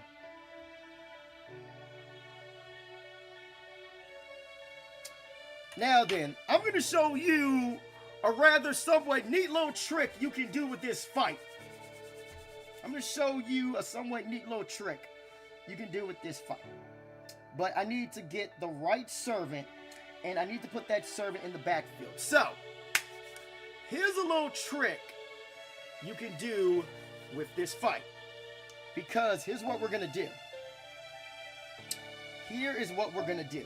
Because believe it or not, this may seem a little bit difficult because we're going into our first boss fight. But actually, this is going to be a lot more easier, and believe me when I say I'm going to do this. Here's the thing. I'm going to try and beat this fight without Super Orion. I'm going to try to beat this fight without Super Orion though. And I'm going to show you how I'm going to do this. Because believe it or not though, there is a servant that I currently own that believe it or not, I'm surprised people haven't done this yet, that is going to be perfect for this fight. We're going to take out, and then I'm going to put you, and then I'm going to take, I'm going to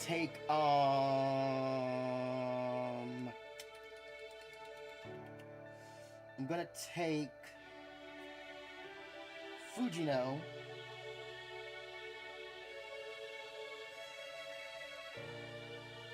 On the field. So, I'm going to hit OK. Oh no. Crap. Go back. Sorry. Sorry about that, guys. I went all the way back. I'm so sorry. Skip. Okay. So, here's how we're going to do this. because there is a way we can do this. But I'm gonna need Chloe for this.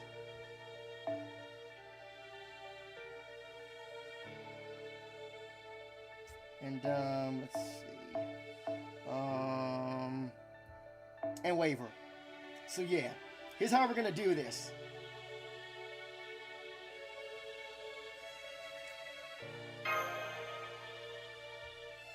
Let's see if we can make this work though, because I have not used Waver in a while though.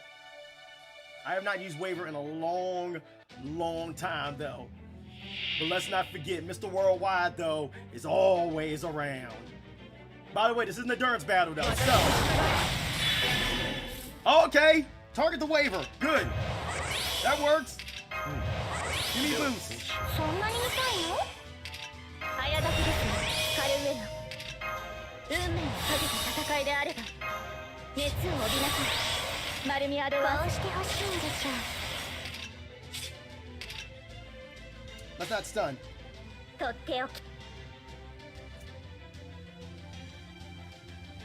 とっておき週末。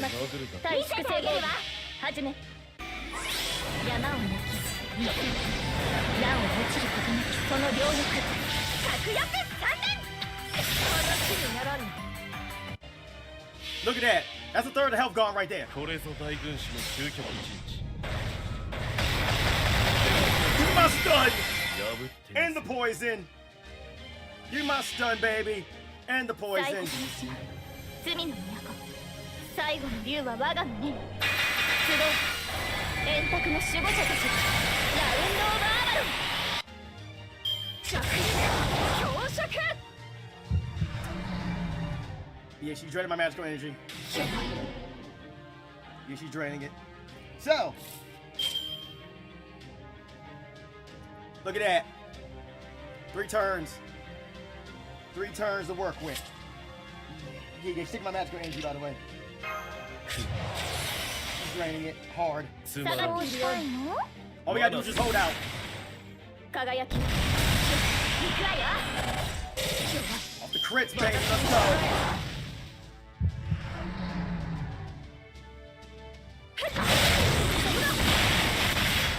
You ain't dead.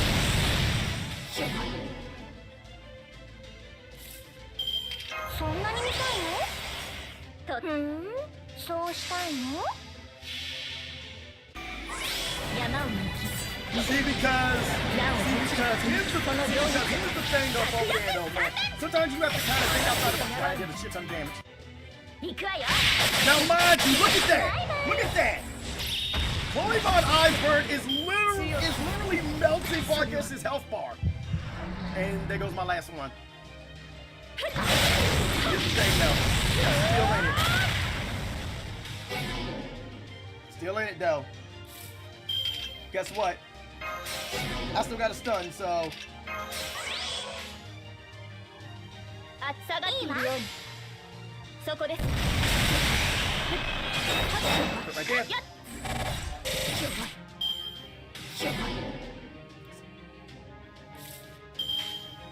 黄昏の時を再び。つまらん。誇りにかけて。違法の国、時の終わり。慣れた剣は彼の手に。霊言なる勝利を刻め。ラウンドオブアバロン。罠。 You know the thing about Dennis? Yeah, Dennis, you know the thing about this though? I'm actually willing to bet Dennis. I'm saying right now, like, I'm actually willing to bet. 早炊きですね、カルウェ Yeah, we're probably about to get flat out dusted. But here's what I'm gonna do. Skip out. 帽子を。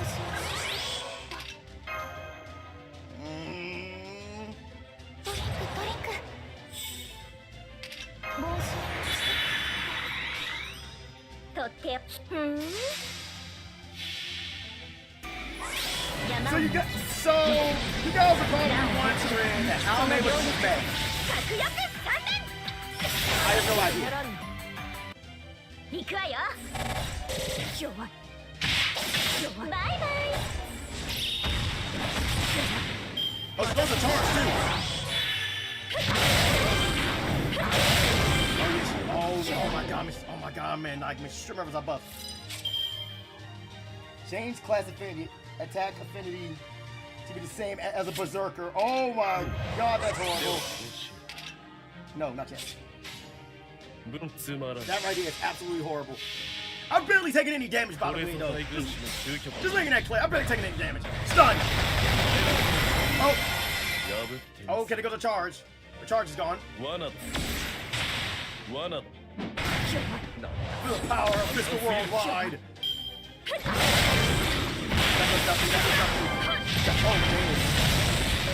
Oh, my dude.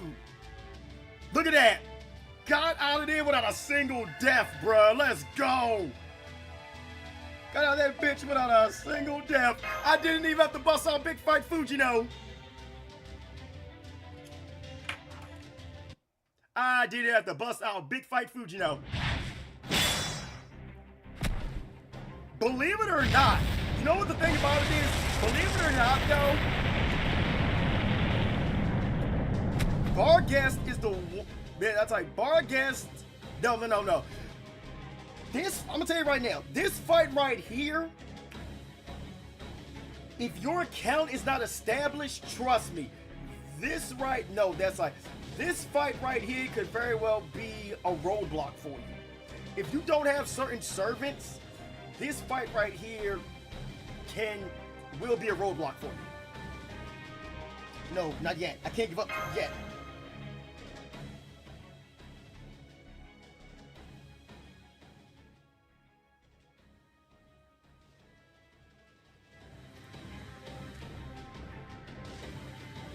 Stay with me, Satoru. Oh no, she's seriously drained. I don't know how she's doing it, but that Tamlin's somehow eating her command spells. I've never felt feedback quite like this before. It's still completely pathetic, but there's something more to it. You there, that look. It's not fear or despair. Is that hatred? Good, you figured out that much at least. It's been a while, hasn't it? I could have gone my entire life without seeing you again and been happy. Oh well. You know her, Ultra? I don't know you. I don't remember ever seeing a pipsqueak like you before. Are you some weed I stepped on or something? See what I mean right there? You see what I'm... Then that's like... You see what I mean by Barghest's mindset is all about strength and power, though? She does not... Then that's... Because the thing about it is this, though. Believe it or not, she actually has one of the exact same skills as Florence Nightingale, though it's not as strong. And Jedi should know what skill I'm talking about. And that's Madness Enhancement. Because Barghest is a headstrong berserker-esque character, she has Madness Enhancement. Because her mind, because her mindset is all focused on strength and power, though. She basically has a berserker's mindset, though. And yes, she does have Madness Enhancement, though it's not as strong as Florence Nightingale's, though. Because the thing about Madness Enhancement is this: for a servant, then that's like Madness Enhancement affects servants in different ways. Like if you look at Florence Nightingale, the way Madness Enhancement influences her, Florence Nightingale's mind is so far gone, she's only focused on one thing and one thing only. Barghest's Madness Enhancement works in a way where she can literally,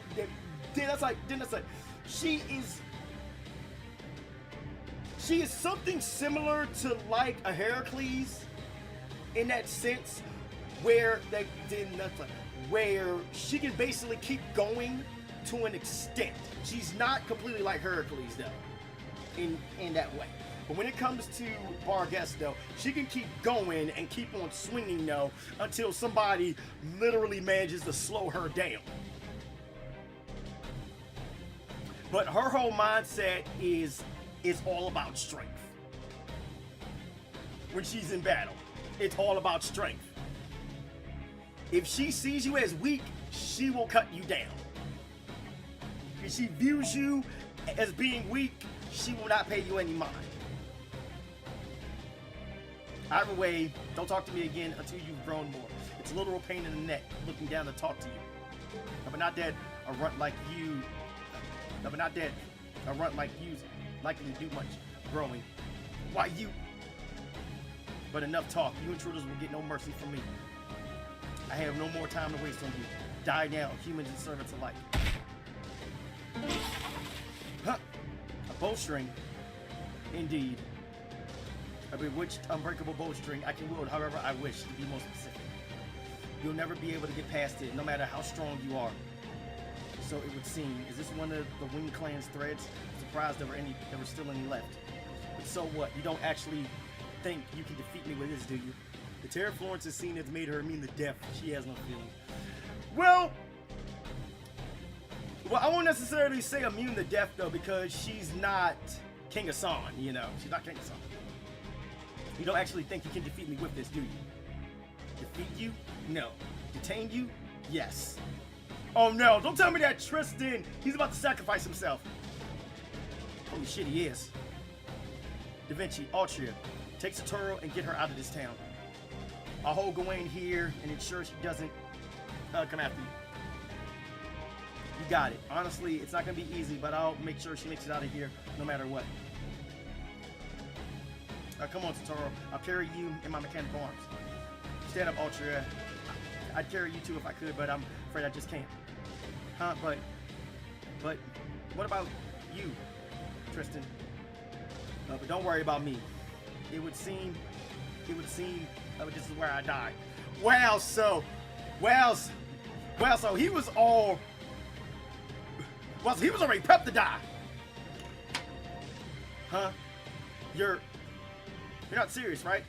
You can't just throw your life away like that. Besides, you're too injured too. It's all right. Besides, this isn't the first time I faced down Sir Gawain like this. Besides, I've already thought of a trump card I can use against her. If it all works out, I should be able to catch up to you soon enough. That said, I'm afraid I can't use it with all of you here. Go, my king. Please hurry. You are still at the beginning of your journey. Okay, I'm ready. Come on, follow me. If you can't keep up, I'm going to leave you behind. You get that, right?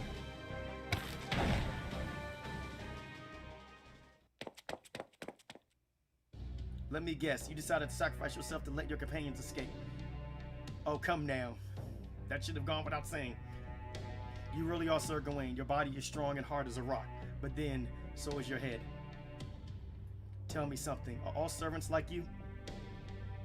Pawns who are willing to throw their lives away for their master because they neither fear death nor know what it is to truly live. Now, you know what the funny thing is, though? It's funny how Bargas brings that up, though, because the thing about it is that... Damn, that's like... Damn. Because the thing about it is this, though. If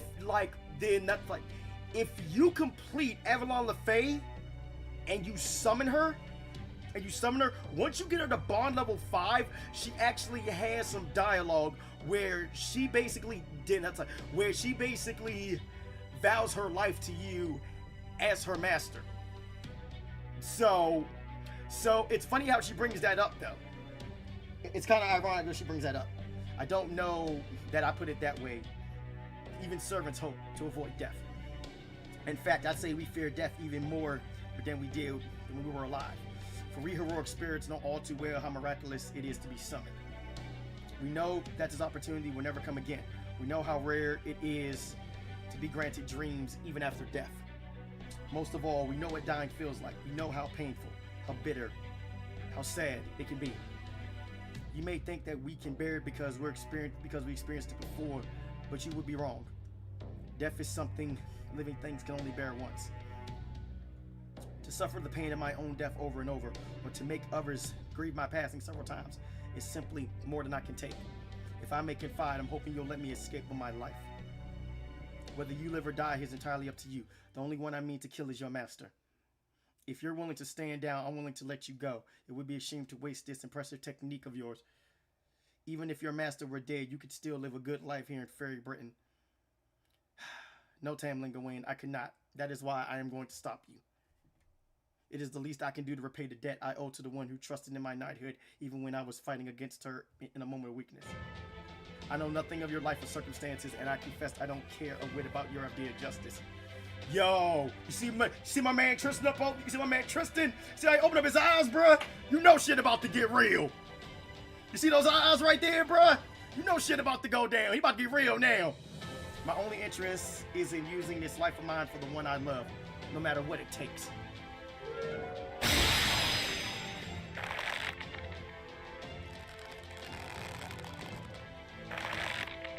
Yep, got her.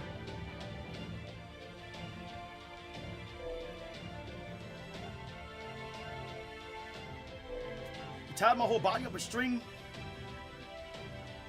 When did you do that? By the way, you see this right here?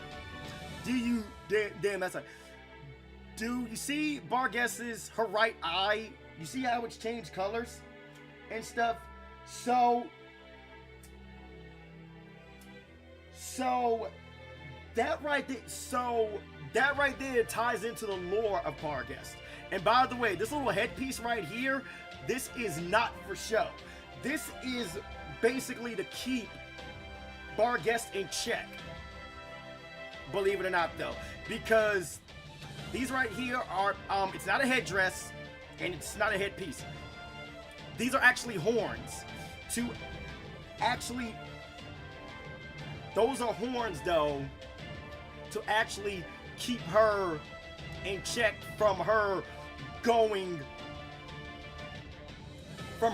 completely berserk. So, yeah. But so what? If you think a mere human can hold me down, you're... What is this? How is this even possible? How did you put these strings all over town without my magical energy? I never saw you move your hands. Because it's Tristan, bruh. You need your clothes, your boots, and your motorcycle. Basically. Indeed. But these are strengths rely on weight, not strength. Yo, my man Tristan going down swinging. I like to see your actual face behind the mask. Oh no. Oh no, oh no. Then that's a Barguess, like, then that's a Barguess, believe it or not, but she's a sweetheart. You will see, but you will see that, but later in the Lostbelt. The mass of this very town, this culmination of human technology, is what holds you in place. Thanks to our earlier battle, I know very well how strong you are, and I know you cannot break these restraints with brute force alone. I may no longer have the fingers on my right hand, but I still have my mouth. Now, otherworldly knight, prepare to face the full force of my airstrike.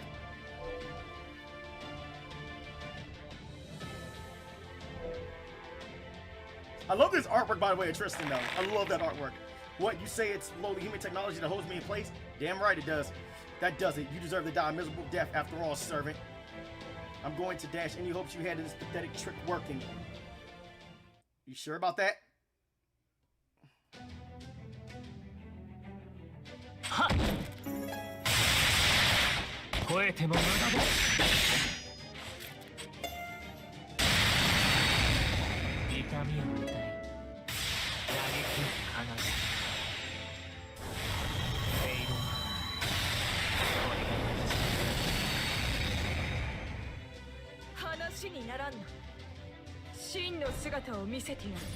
See what I mean?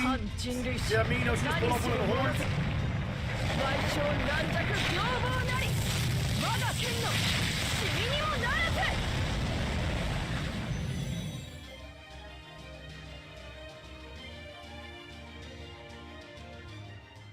Absolutely dusting them.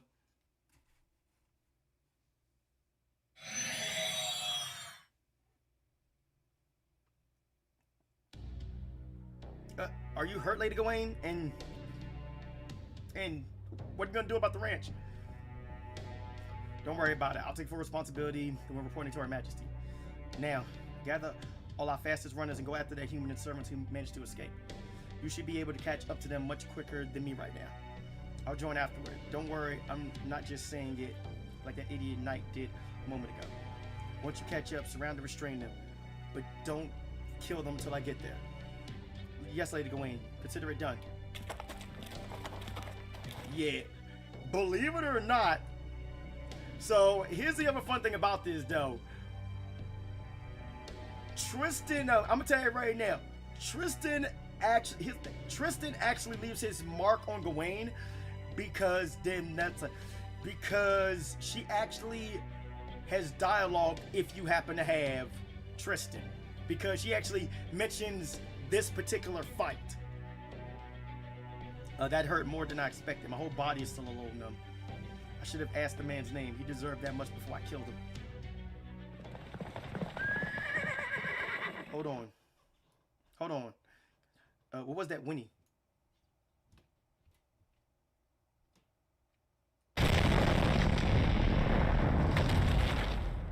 What? What's that sound? Sorry, I'll explain later. Right now, we need to get away from the fairies chasing us. Can you stand? Can you run? Okay, I'm gonna put you down there. Now run for it. Gah. How can Earth-playing fairies be so fast? They're almost on us, Da Vinci. Damn it, after Tristan managed to buy us some time. But what can we do? There's nowhere to hide out. Huh? What's that sound? Oh good, I made it. I heard you guys were in trouble, so I figured, hey, Fairy King Oberon to the rescue. You guys know what carriages are, right? Great, then get in. Right, great, then get in. I'll catch you all up later. Huh, a carriage, as in a carriage? The kind only clan heads are allowed to use? Hey, it's red hair. That's right, tools that exploit animals are prohibited by British law. But there are some fairies out there who voluntarily provide such labor themselves. My name's Red Drabit, the Fay Horse. I'm a faint clan fairy who's always been fascinated with carriage culture. No, you're not. You're red hair. Or Lubu. I usually serve Lady Aurora, but just this month, I agreed to serve Lady Oberon as well. Snort. Something tells me this is fate at work, so why not sit back and see how great a carriage ride can be, Snort. Red Rabbit? There's a whole lot I'd like to comment on here, but for now, I'll just say great timing, Oberon. Come on, guys, get on. Those soldiers will never catch us now.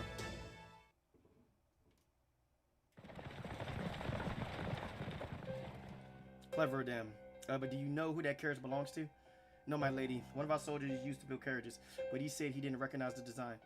He thinks one of the clans must have made it without the High Queen's permission. I'm so sorry we couldn't be of more help. No matter. Call the soldiers back. We'll return to the Camelot. Are you sure, my lady? I don't have time to go around chasing after rats. No, scratch that. They're not even rats. Britain is the High Queen's garden, and no garden is entirely free of pests. I just let my temper get the better of me this time. Next time we meet, I'll grind them beneath my boot. Assuming I ever do meet them again, of course. We'll have someone much better at squashing bugs. We have someone much better at squashing bugs. In any case. Oh, you mean Fair Lancelot, the strongest Tamlin in all of Britain. She'll crush those bugs in no time, no matter where they try to hide.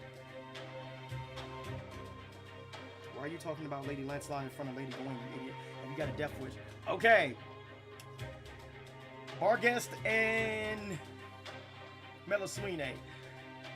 Those two serve Morgan Le Fay, but they kind of have their own little competition as to who the strongest knight is. There's dialogue for those two as well. Forgive me, Lady Gawain. I mean no disrespect. You are of course the strongest at the time. It is all right. You're correct. She is the strongest, but watch her tongue next time. She's not the strongest at the Tamlin. She's the strongest creature in all of Fairy Britain. She isn't even in the same category as us. Do remember that. Yes, my lady. I'll never forget it again. Good. Now bring the captured humans here so I can deal with them before we leave. Eek, please wait. You got it all wrong. This wasn't our fault. Those soldiers opened our doors without asking. I told them we didn't want to go. Please, don't kill me. I'll never hope for freedom again. I still have 10 years left. Doesn't that make me a valuable slave? Please, just spare my... Oh, he's dead. Wow. She moved. Know your place, dog. Any human who so much as thinks about running away is worthless, even as a slave. This new form suits you much better. She basically turned him into... Then that's Vargas just turned him into one of her black dogs. By the time I'm done breaking you in, maybe you'll be ready to rejoin your fellow human slaves. Damn. What a way to close this out.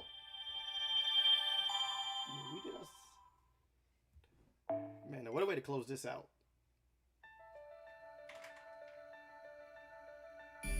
Oh my goodness, man. I want to keep going, but I can't. I've been streaming now for almost 3 hours. No, more than 3 hours. It's been almost 4 hours. So yeah, we actually managed to make it through all of the rest of the rest of section 1 and then the section, and then we actually managed to make it through the rest of section 1, all of section 2, and all of section 3. We managed to make it through all of it. Made it through all of it. But yeah, we just encountered, though, the first real threat. One of the Fairy Knights, that being Fairy Knight Barghest. And by the way, everybody, I'm getting real close to pity, by the way. I still need another 300 Saint Quartz, though, for me to be able to get pity, though. But yeah, I'm saving up all my Saint Quartz for Konyanskaya once 6th anniversary begins, and then after that, I will be rolling for Morgan Le Fay and Barghest as well, though. So yeah, anyway, everybody, that's gonna be it for now. I will be back in a couple of hours. Let's say at around let's do 6 o'clock. No, not 6 o'clock. Let's do 5:30. 5:30 I'll be back with another stream. I'll be doing my F1 stream that day. I mean, around that time. So everybody, thank you guys for tuning in. Appreciate you guys. See you guys next time. And by the way, we will continue this tomorrow once I get home. So yeah, thank you guys. See you guys soon.